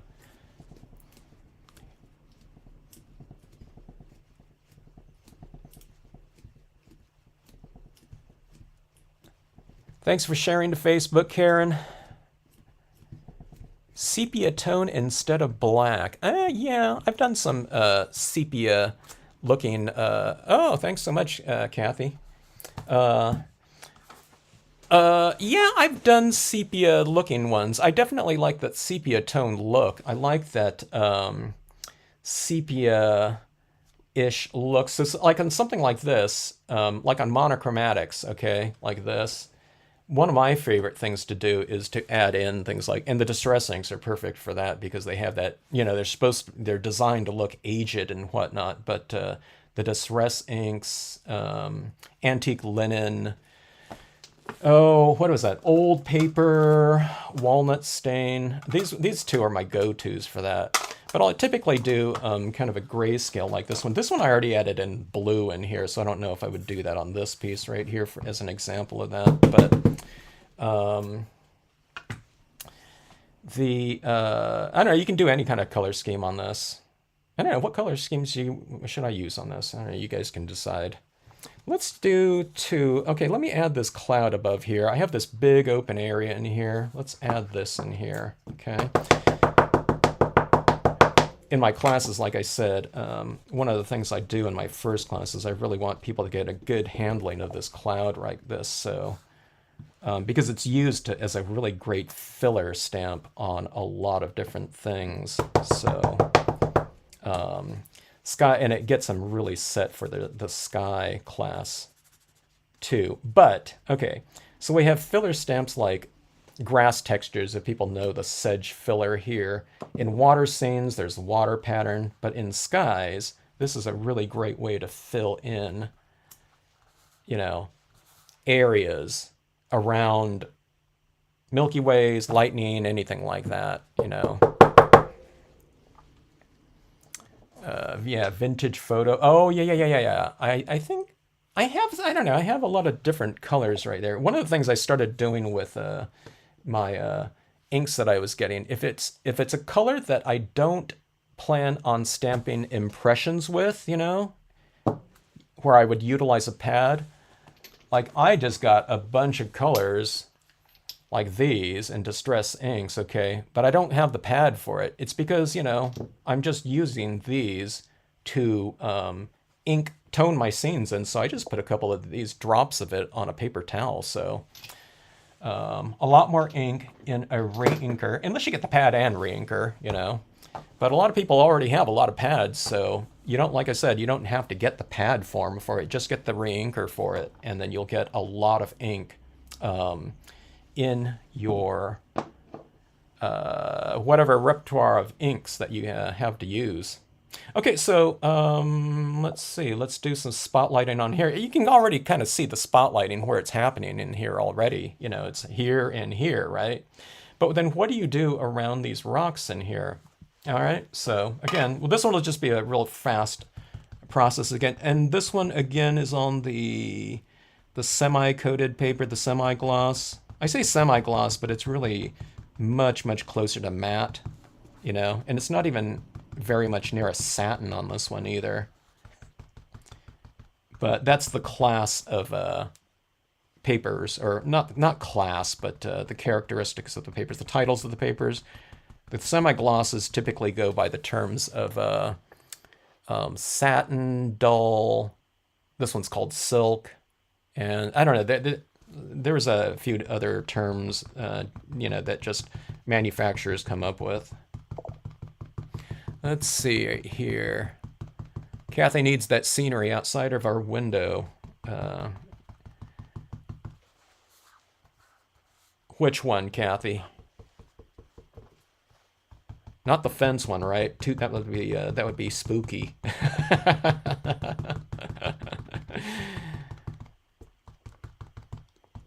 Wouldn't it be great if we all had kind of the sound of running water, where you can just open your window and there's a stream outside? Wouldn't that be awesome? Or the ocean or something like that. That would be always like a dream of mine. Or a dream scenario, to have that all the time. Little stream or brook or like I said, the ocean. Lake. A lake would be great. In my videos and those intros, I always kind of add in kind of the little sound of running water or something like that at the in those video snippets right there. But anyways, you can see that spotlighting kind of already occurring like this. Now see, on these rocks right here, I'm retaining some areas of light, okay, so that they're capturing some of that light. But let's narrow it off a little bit in the spirit of spotlighting. Okay, so we'll close this in a little bit. Oh yeah, and I'm going to add in some colors on this one right here too. Let's see. Yeah, I am with you there, Karen. I like the, see, I like Marvy inks. Okay, I always, in terms of my stamping life, I was always using Marvy, and Marvys are super, super bright colors. Okay, saturated, super bright tones, right? So that's great, but I like to have a range of things. Okay, now I can get duller versions of this by using duller versions. Okay, but the distress inks are a really great kind of partner for the Marvy inks, because these ones inherently they're supposed to be dull looking, in terms of the intensity scale. Okay, the intensity scale, they're supposed to look aged and weathered, right? So that's a great combination for super bright and hot visually. Okay, then you have the much more mellow distress ink colors. Okay.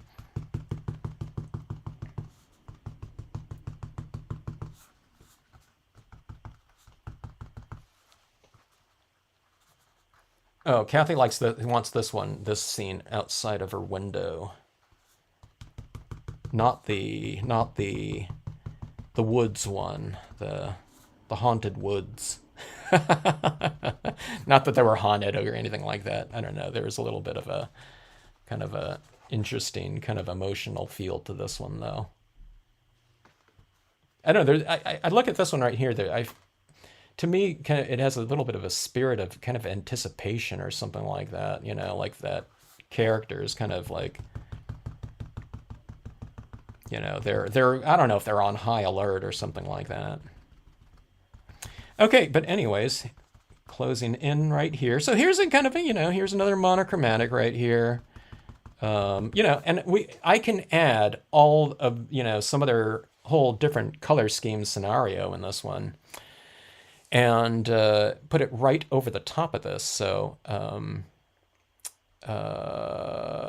what should we do? Yes, I am on Facebook. There's the Stampscapes page on Facebook, but I'm just under Kevin Nakagawa. I don't know, there's probably several Kevin Nakagawas or whatever. I would be the stamping one though.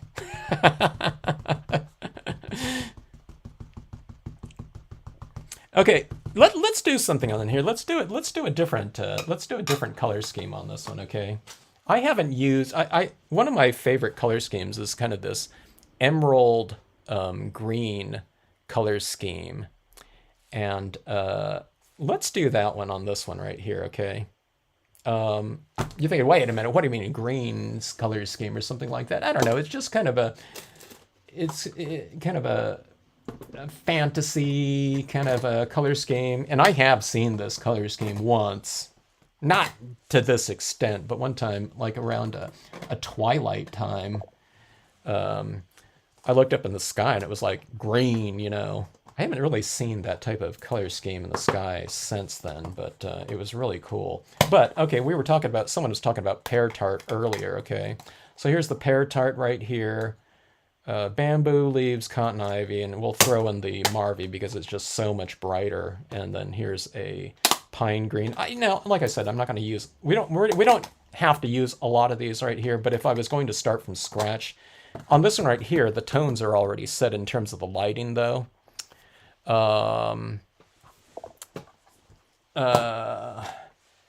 Let's go with that. Someone said I was the top. I was the top Kevin Nakagawa. Awesome.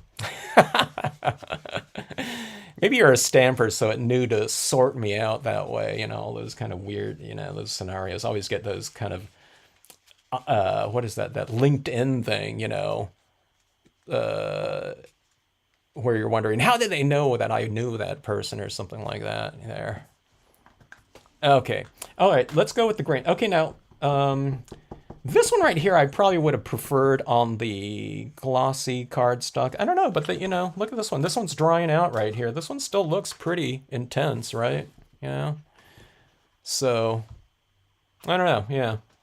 Like I said, that's the semi-coat here. Okay. So with something like this, now this is spotlighting here. So again, I want, you know, kind of that deep kind of encroachment of the darker tones in here, but I do want to retain some of my areas of light so that I have that contrast in there. So if you're doing this type of thing where you're doing monochromatic color applications like this, be mindful about what you tone, okay? If you want that range of contrast, you know, between, you know, light and dark, okay? So you'll see right here, I'm kind of adding a lighter version of it, remember? Remember about, you know, adding variations of any given hue. So even when you're starting off with a very light hue, you can go for a lighter version of it just by applying a much drier and sparing, sparse or whatever, light, dry application of that given hue there. So see like that. Okay. Filling in. I'm going to adjust this accordingly too, but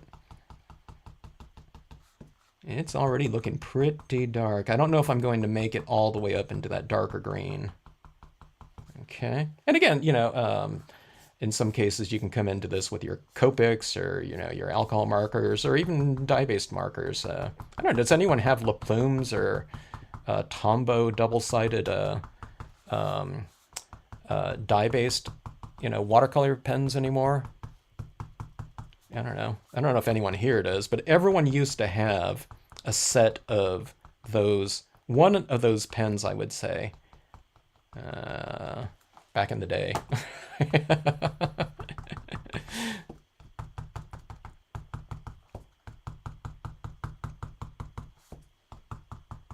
And then Copics came out, and everyone's like, alcohol marker, you know, nuts, and for good reason. You know, they're great pens.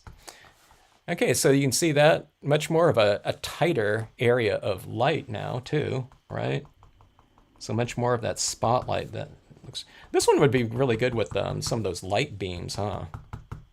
Potentially. Remember those light beams coming out like that? That might be pretty cool, actually. Okay, so moving in. Let's see. The cardstock I'm using right now is it's neither. It's not glossy or matte, but it's the silk. Okay, so silk is much closer to matte, but it has the coating of a glossy, but it's just a much thinner coating. Yeah. Travel Dreamer, what set of watercolor pens are you using? I mean, I'm just kind of curious. What pens do people use these days? If it's watercolor pens, you know, dye pens. What? There's all kinds of different brands out there now. Hello, Jeannie. Good to see you.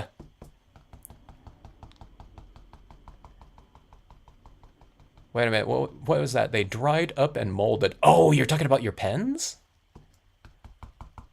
Did they get that kind of, when you took off the cap, did it have that chunk on there or something like that? La Plume 2 Zig Real Brush Markers. Sally. What's your take on the Zig pens? Do you like the Zigs, or do you like one over the other? And is the Zig a double-sided, like the La Plumes? Tombos and Pro Markers. Now, see, the Pro Markers I haven't ever heard of either. Something like that. Arteza. Now, I've heard of the Arteza. I don't know anything about them, though.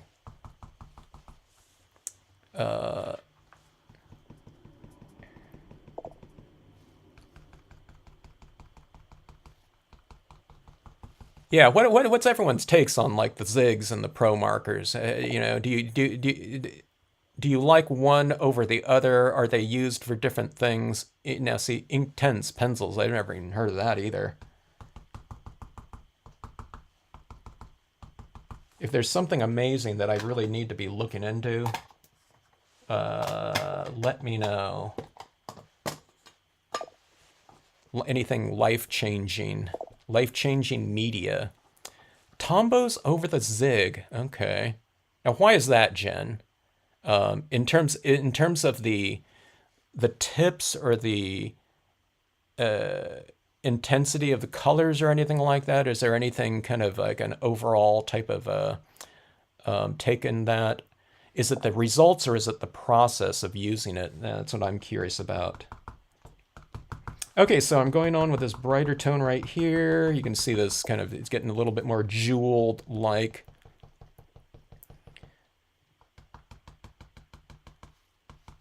Tombow watercolor ones, yeah, they're great for coloring. Yeah, directly onto the stamps. Okay.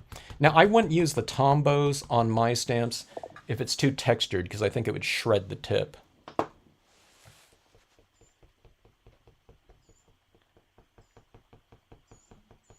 Huh, Pro Markers. Interesting. It's not, you said it's not Pro Markers though. Huh.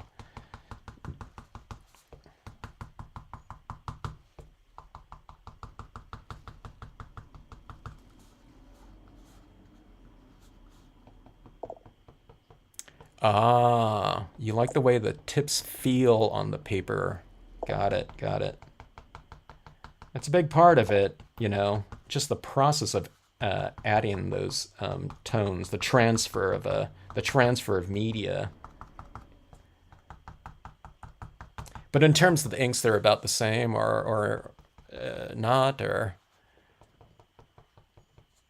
Zig markers are the brush marker. Okay. Derwent Intense pencils. Okay, I saw those when I was looking up my Derwents recently. I saw those there. Oh, the vibrant one. Okay, vibrant watercolor, amazing. Adding more green to this one, Sherry. I think I've added, let me see, that was the third green or something like that. So it's getting more and more intense as we go. Oh, hopefully this color scheme right here reminds me of like an emeralds. I'd always like the jeweled emeralds, like when I see them in movies or something like that. I always like that green, that deep, intense green, with the light kind of shining off it. It's usually like in pirate movies. This bag or chest of emeralds. I always loved that green. Green was, I like the color green, but it was, but when it comes to those gems, I always like that look. And by adding these layers like this, I want it to look like the light is coming from within the scene like this. So having these deep kind of applications of layered transparent dyes like that, I always like that look. It's one of my, like I said, it's one of my favorite color schemes to do. Let's see. I'm learning a lot from you, everyone here. Tombow ABT. What's that? Zig best for blending. The Tombows dries fast. Interesting. Okay, so different drying times there too. All right, looks like the Inktense ones are getting a lot of comments here. I'll definitely have to try those. Yeah, the Marvy brush markers, those are the ones that I kind of, I don't know, grew up using. Okay. Inktense. All right, I'm getting that. My page is really achieving super saturations here, so it's hard for me to apply some of these colors right now because it's just right in here. It's just so damp right here. But let's see if we can jump. This one's a bottle green, and it's really, really dark. I think I'm removing some ink actually by applying some of this on top. I don't know. It seemed like it got lighter. I don't know. We'll just keep applying here. This is definitely a light source reflected light scenario here, isn't it? It's two very definitive little areas of lighting. And of course, neither are really lighting. They're both reflected light, but you're creating that scenario through the use of contrast here.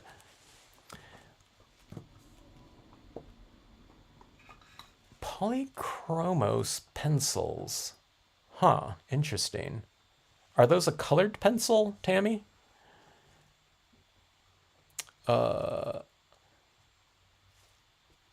Yeah, I wouldn't think the Inktense pencils. I can get a little. Yeah, do the people that have the Inktense pencils, do you also have some Prismacolors? And I'm just asking that because how are the Inktense in comparison to Prismacolors? I know they're different types, but how are they in terms of the softness? Are the Inktense ones a lot harder than the Prismacolors? Okay, using black here.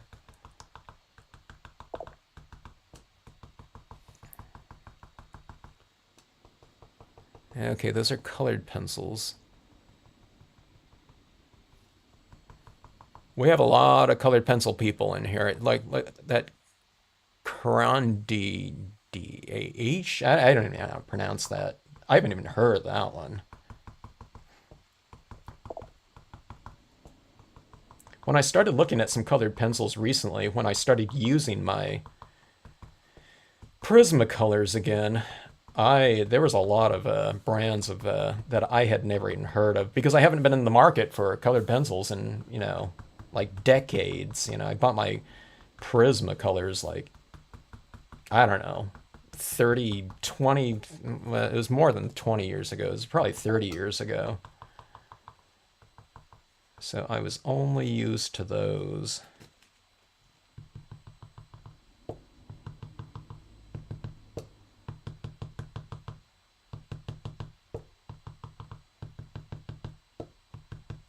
But then I did find I had some more if anyone saw that video.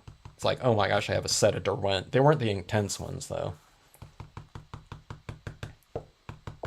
But I had to go online to read up on some forums because I started getting questions about colored pencils. So I thought I really need some basics on what are out there and the different characteristics of them. One brand in comparison to the other, which ones are softer, and etc. So, but in terms of application, I am very new to colored pencils, even though I've had them for a while. I just haven't used them, so I'm not a practitioner of them. All right, so that is that. Wow, that is really dark right there. I should increase my... It's not that dark. It looks like that on my camera. And let me see if I can get this to focus in here a little bit. But you can still see, again, you can see the details in the those little areas in here. Let's play around right here with this one too. Let's see. Boy, that sure looks glossy. For a minute there, I was using glossy. I thought it turned glossy just because there's so much ink on here. Look at that. I mean, but you can see this paper is just not glossy.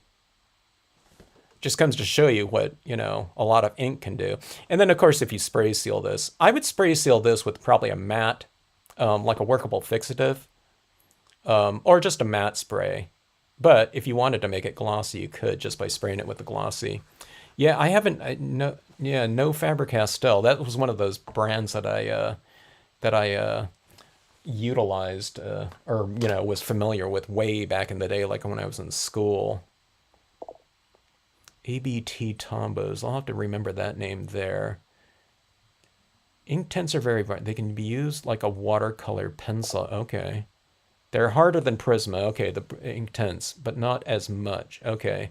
Because I was just going to say, someone was mentioning the glossy. I can put the Prismacolors, certain colors of the Prismacolor on glossy, but you just can't build them up too much because it's just, the paper is just, the surface is just too sealed off and there's no tooth to glossy at all.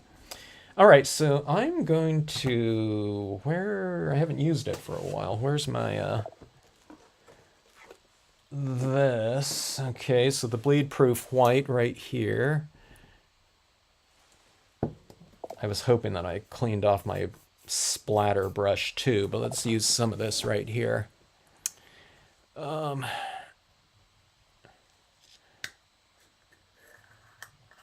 Karen, you're asking someone else, right, about the Prisma, because I'm not one to, I can't rate anything because I've only used those ones, so. Sally didn't know about the paint pens by Derwent for ink tints. What is that? Paint pens by Derwent for ink tints. What does that mean? I have to look into that. Okay.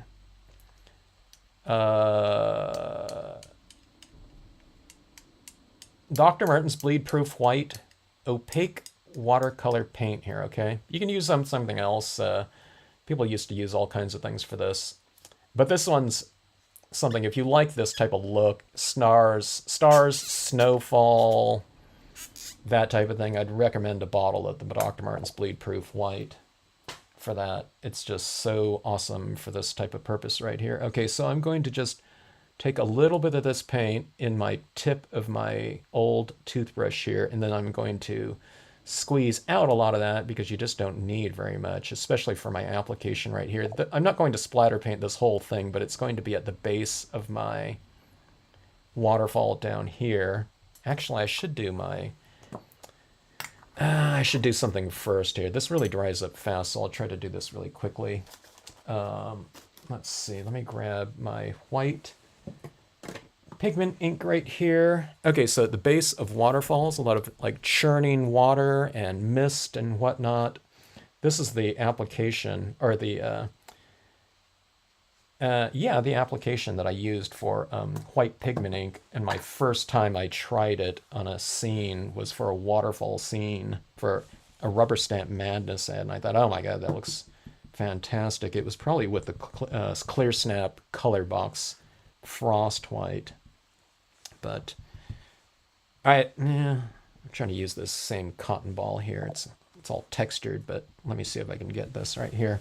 Okay, so I'm going to be adding some of it right in here. So the application of this white pigment ink on a cotton ball, because I want a really soft application of it, is where light meets dark, okay? So I started in the lighter area, and then as I tap it, then I just kind of move it into that darker area right next to it. But I'm doing it very slowly, okay? Because I don't want blobs. So if you notice, I kind of tapped off a lot of this first. So we're going from dark to light with our color applications, but when we're going with light to dark, you're working it from the inside out, okay? Instead of from the outside in, okay? And I do it kind of methodically, okay? So I don't get, I mean, sometimes I get something that I don't want, but with that, like that, that's way too much. So I just kind of blot it off, okay? Because this ink isn't drying so fast that you can't kind of manipulate it once it gets laid down. Okay, so I'm doing this kind of this haze with this. So it's a very general type of lighting type of application where that splatter painting is like a lot of really definitive little spots of very crisp light. So this is just kind of a general haze, okay? I don't want to add too much of it because I don't want to take away too much of that spotlight effect. And this is kind of widening my lit area, okay? But let's add some of this right up here. So again, it's where light meets darker. So I'll put this right around my trees, coming up in here, around the top of that distant rocky area, like so. All right.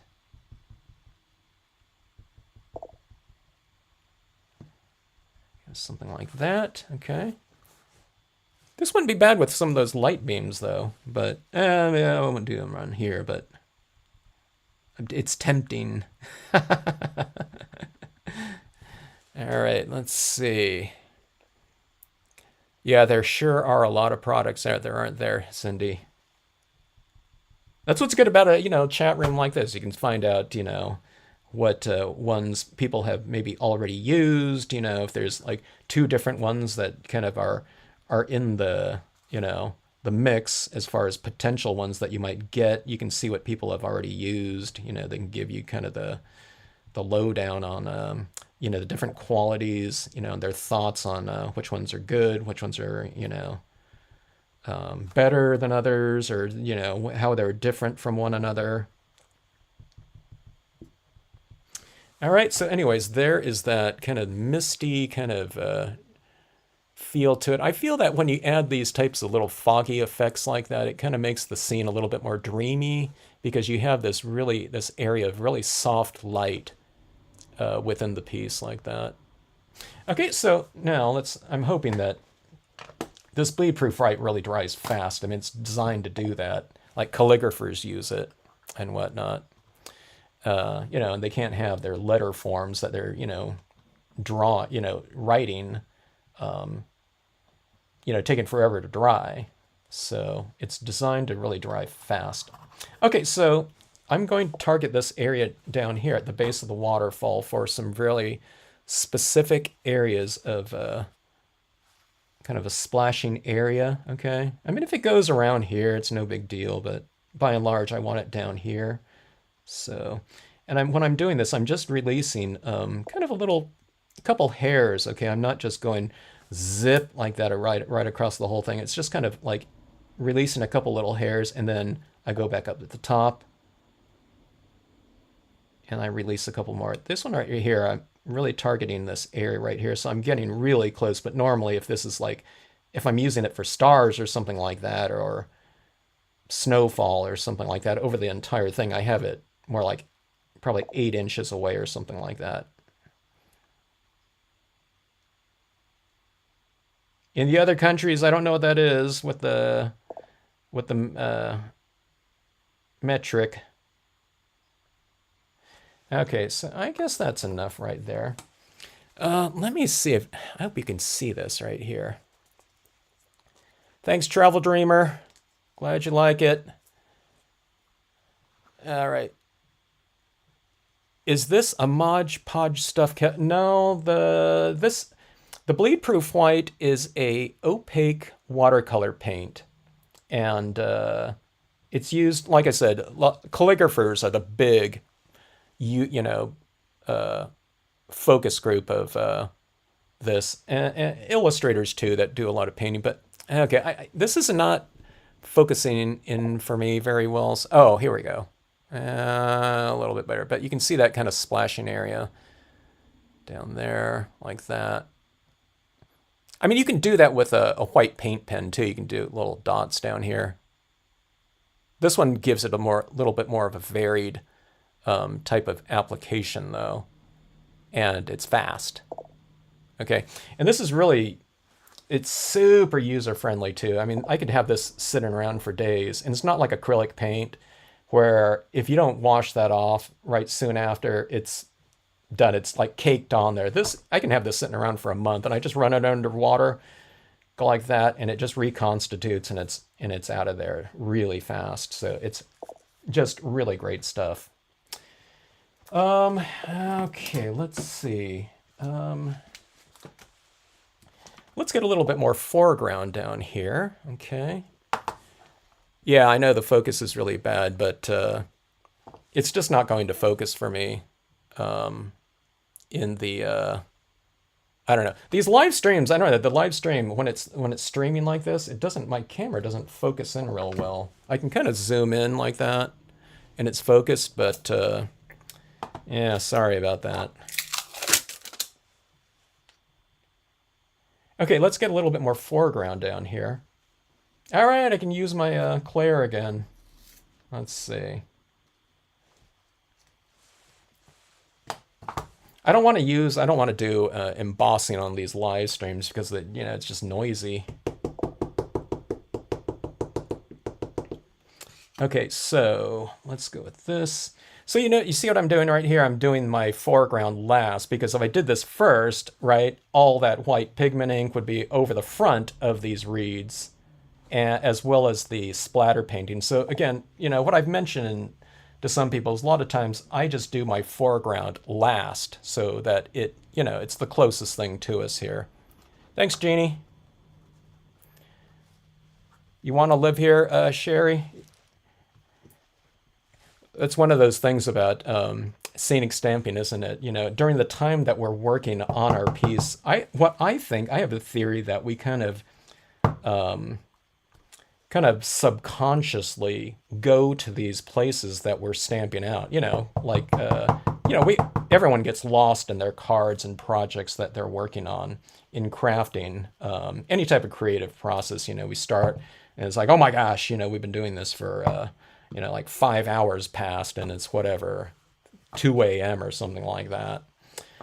But in scenes, I think we get the same thing, but it's a little bit transportive into that setting there. So I think it's almost like a mini vacation, kind of on a subconscious, in a subconscious way. You're going into that scene. There, so we have that. All right, see that right there. Anyway, there's the green, but like I said, I wish I could show you kind of a little close-up in here. You'll have to take my word for it on this one right here. Let's see. Oh, you were trying to see the name. Was that this one right here, Karen? It's the Dr. Martens Bleed Proof White, or Dr. P.H. Martens Bleed Proof White there. Let's see.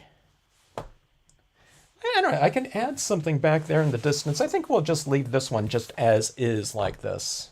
Trying to think of anything else. Now see, normally, okay, I'd have this area right around here that would be much lighter, okay, in these upper corners. But with spotlighting,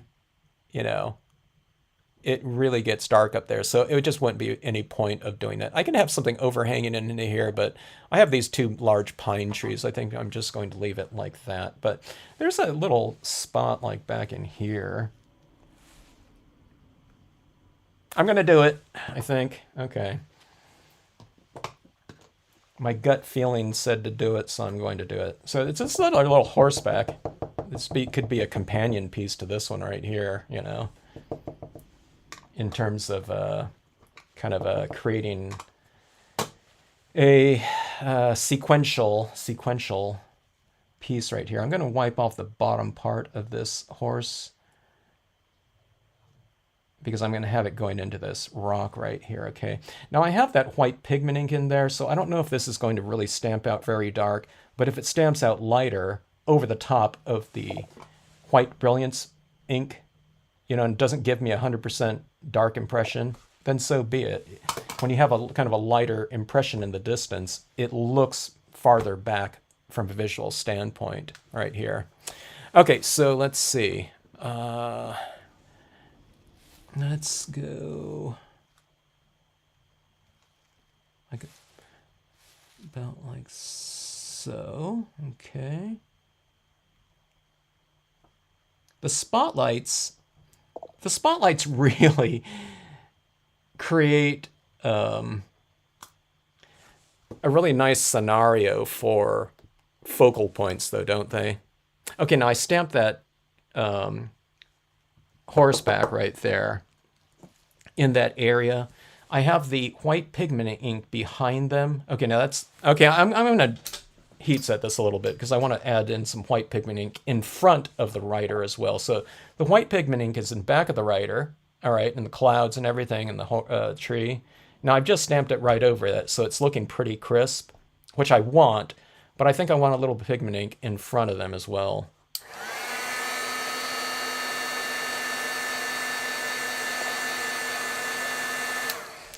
Okay, so this is one of my theories on, I don't know, pigment ink applications. Okay, when you add that pigment ink into a scene like this, and if you have it in back of something, an impression, okay, like a stamp, but you also have it in front of them, all right, it's almost like you're sandwiching the character in air, right?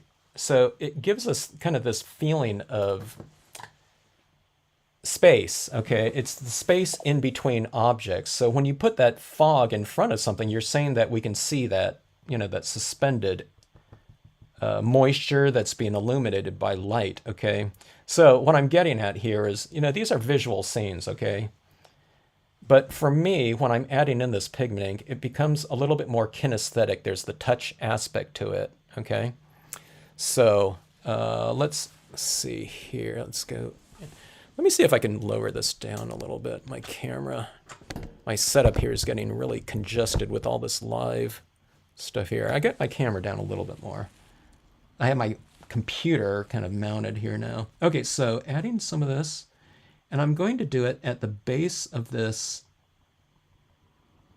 rider here. So they're kind of riding around in this kind of ground cover mist here, okay? So you're sandwiching the rider between this mist right here. So again, it's like you're representing the space in between the objects, okay? And when we're aware of that space like that, I think it, like I said, it becomes kind of an immersive type of kinesthetic representation of that area, okay? Because you can see, you know, the illuminated mist in between us, you know, us and the rock and the tree and the clouds in the distance right there.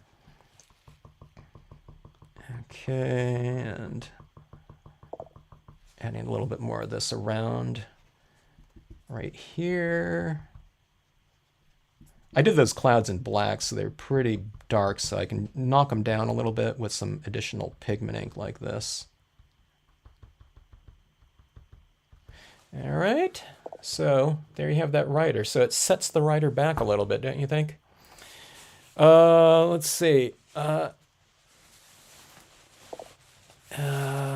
See, now I would have messed that up with someone fishing, and yours looks amazing. Well, you can have a fisherman down there. If I had, you know, if I had a fisherman right here, I probably would have put one down here.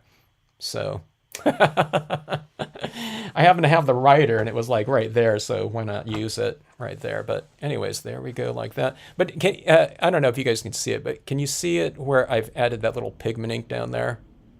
So you have it in the back, in the distance, and you have it in front of that object. So it just, like I said, it kind of puts that little object, that little subject matter, it kind of sets them into the scene more, you know, from a textual standpoint.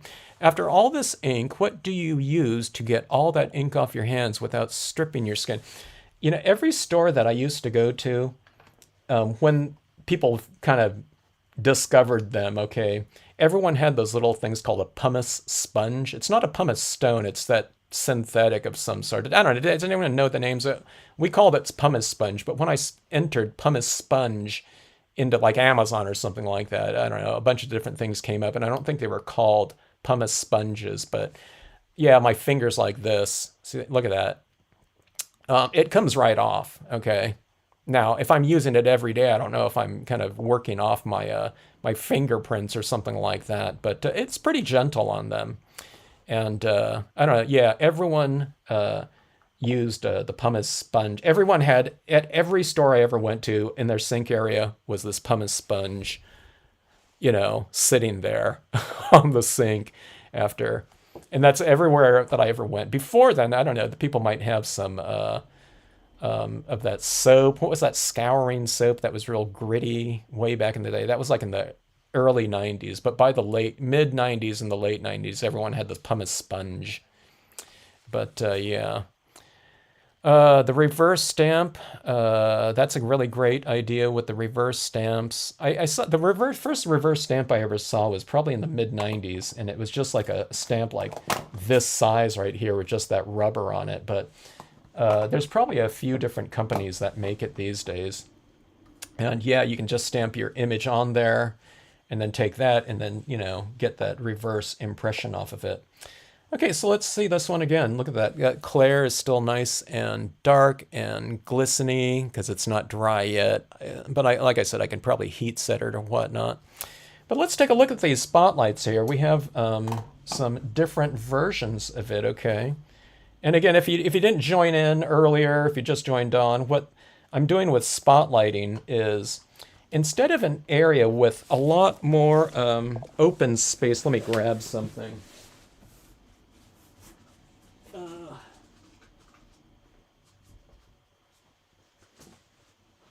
Oh, I don't know. Here's some different examples of kind of more. This is the typical lighting that I'm doing normally. Okay, much more open areas of light. When you have much more open areas of light like this, then we can see our different images in here. The details of the images, the perimeter images, and the images all around are much more visible, right? Here's something like this. Here's an extreme version. I just didn't, bring in, too much light. I think this one would look better with it was spotlit, because the things that are going on out here aren't very interesting. Here's a glow-in-the-dark paper, printer paper for your home printer, but this is kind of done more in the spirit of like a Northern Lights type of thing. You charge this up in the light, and you can turn off the lights, and this thing glows, but much more open areas. So in spotlighting, what you're doing is you're just taking that, again, that much more open space of light, and you're creating these much more narrow windows of kind of, visibility within these spaces to create certain types of, I don't know, different types of emotional types of scenarios, or just to focus in on the subject matter that you want to kind of stand out or direct your viewers' attention to.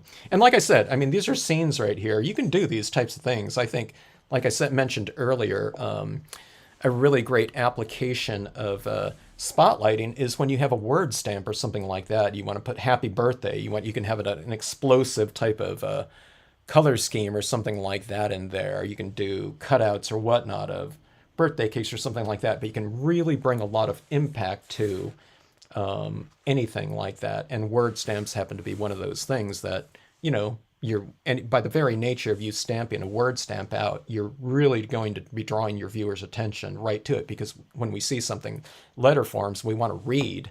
So, yeah, anything like that. And like I said again, I mean, I went extreme kind of darkness and contrast on all of these pieces right here just to make, really kind of emphasize this kind of point of the spotlit whatever scenario vehicle that you're using right here. But you can do these spotlit areas again. I mean, like this one right here, you can do it in a pale blue or something like that.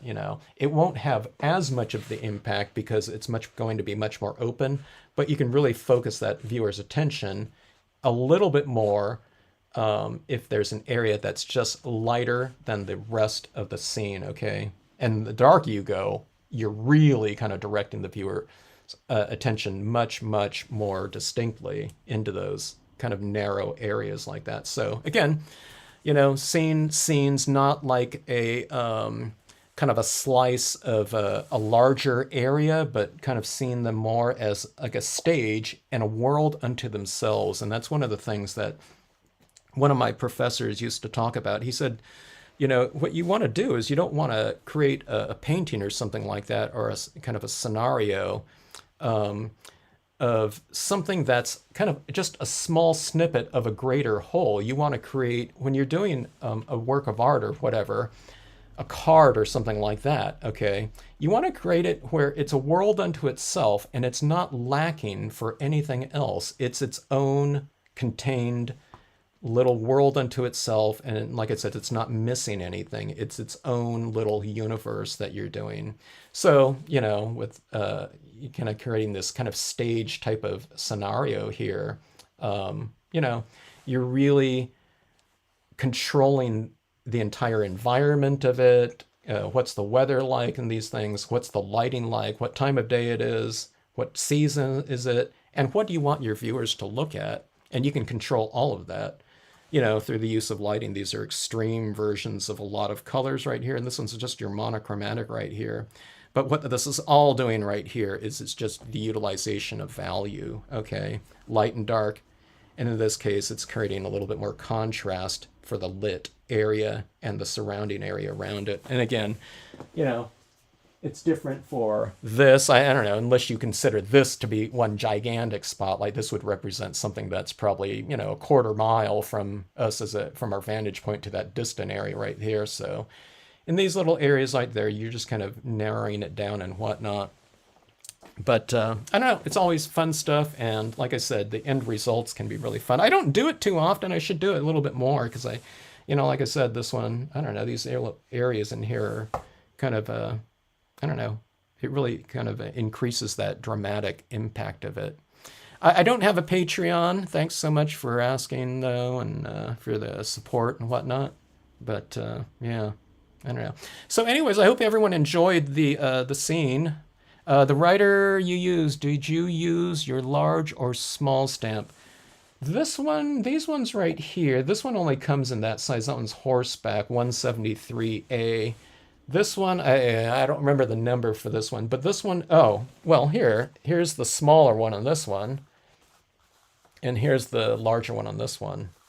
So this is Lady Writer large and Lady Writer small. And this one's just called horseback right there. But yeah. Anyway, does anyone have any other questions? There's like a 10-second delay here, so I don't know if anyone has. Colored pencil line called Inktense. Oh, we were just talking about the Inktense. Yeah, people love it here. Once wet, the pigment of the pencils are intense. That's always interesting to me, how you can water down something, but it is like releasing kind of a more intense version of it.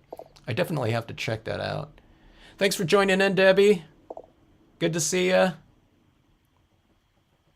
What time of day you photograph, it matters. Yep, definitely so. Like photographers oftentimes, like landscape photographers, they always like that, they call it the golden hour. And it's, what is it, the golden hour? It's like right before sunrise and right before sunset too, or into that kind of that twilight time. That was my favorite time to do just about anything. I loved hiking. Of course, if I was hiking in sunset and twilight, I was, kind of having to rush to get back to the car so I don't have to hike back in the dark. But I love those hours like that. Yeah. Thanks, Diana. Thanks for checking it out. The support and whatnot. Hope you're enjoying your stamps, your new stamps and whatnot. Yeah. All right, Karen, thanks so much for joining in. Thanks everyone for all the tips and everything like that. Like I said, what I do is I don't, I'm watching it as the screen is scrolling, but I go back and I read, especially all the tips on the media, the different brands, what everyone mentions, and that always comes in handy for me. I'm a lot of people think I know a lot about media, and I do know a decent amount for the ones that I use a lot, but believe it or not, sometimes I'm the last person to find out about stuff that's available out there. People were telling me about all kinds of stuff, and sometimes it's stuff that's been out there for years. So yeah, I don't know, like all those different colored pencil brands. My gosh, I just do not. There's so much. There's so many other brands out there these days too, of all types of media too. The pens, the pens were a good tip there too. Yeah. Yeah. So, anyways, yeah. Sherry's gonna practice tonight. Let me know how it's going. If you run into any kind of difficulties or whatnot, drop me a note. Drop me an email with attachments or something. Like, people don't want to do that. They're like embarrassed or something like that. But I can tell what's going on. Like, instant. It's just, just use more of, whatever medium blue that you used or something like that. So yeah. I'll when I log on to Facebook, I'll look for you, Karen, and yeah, we'll friend you or whatnot. So yeah. Hello, Beatrice. Watch the replay. Yeah. So Beatrice, yeah, it's all the stuff that we kind of talked about before, but it's doing kind of a much more kind of a narrow little window of light for spotlighting, so you can really bring a lot of drama into your visual focal points and whatnot. So yeah. Yeah. Gift packages for you to try things. Huh. Interesting. Let me know. I'm open to new things for sure. It becomes addictive, you just want to keep trying new things all the time. It kind of creates this momentum. I wasn't using quite as much media as I was. I didn't use a variety of things right here in this kind of this piece right here, these pieces right here today. But yeah, definitely and all kinds of other types of media and media combinations. And then there's multimedia applications. My gosh, it just goes on, and different surfaces by, for sure too. So yeah. Go ahead, Karen. Ask away. Like I said, there's a big delay in, from when I say things to when it kind of shows up there. Good night, Sherry. Thank you. Thank you for joining in.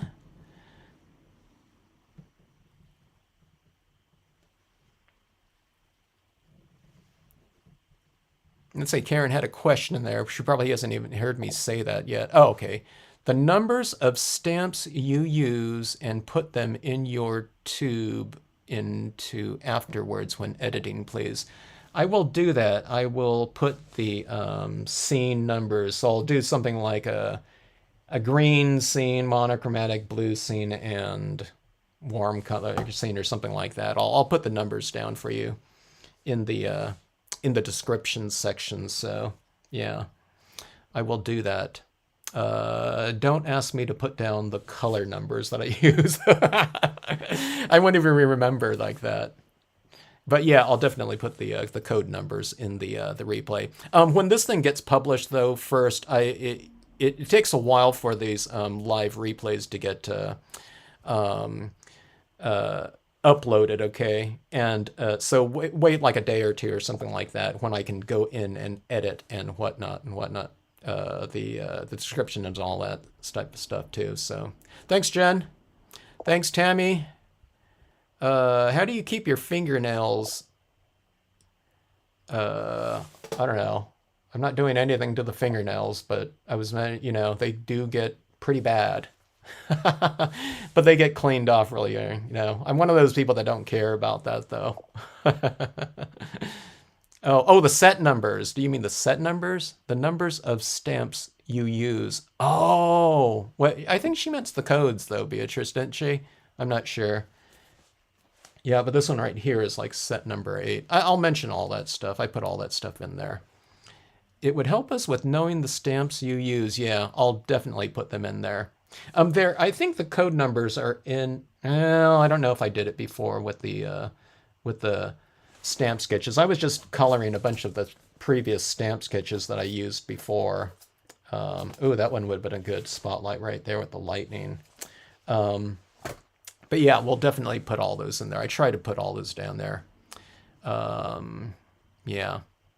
Okay, so anyways, signing off. Again, thanks so much again. Again, this is an impromptu type of thing. I had to get to stamping. I was so busy with the workshop preparations this past week and getting an order ready for overseas. So I was just itching, and I don't know, for some reason, spotlighting came up. I thought, oh, I haven't done that for a while, so let's do that. Okay, so anyways, yes, need stamp numbers. Yeah, I'll put all the stamp numbers. That's all the names and the codes and stuff like that. So, yeah, will do. So, again, thanks again. Signing off. We'll see you all in the next video or next live stream. And again, thank you all for all the great information.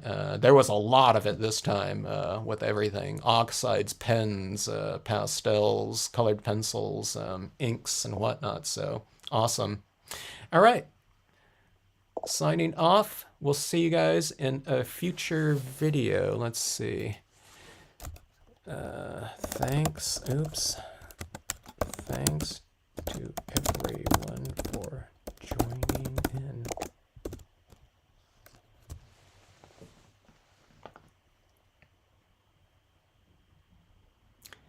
Thanks, Panic Coffee.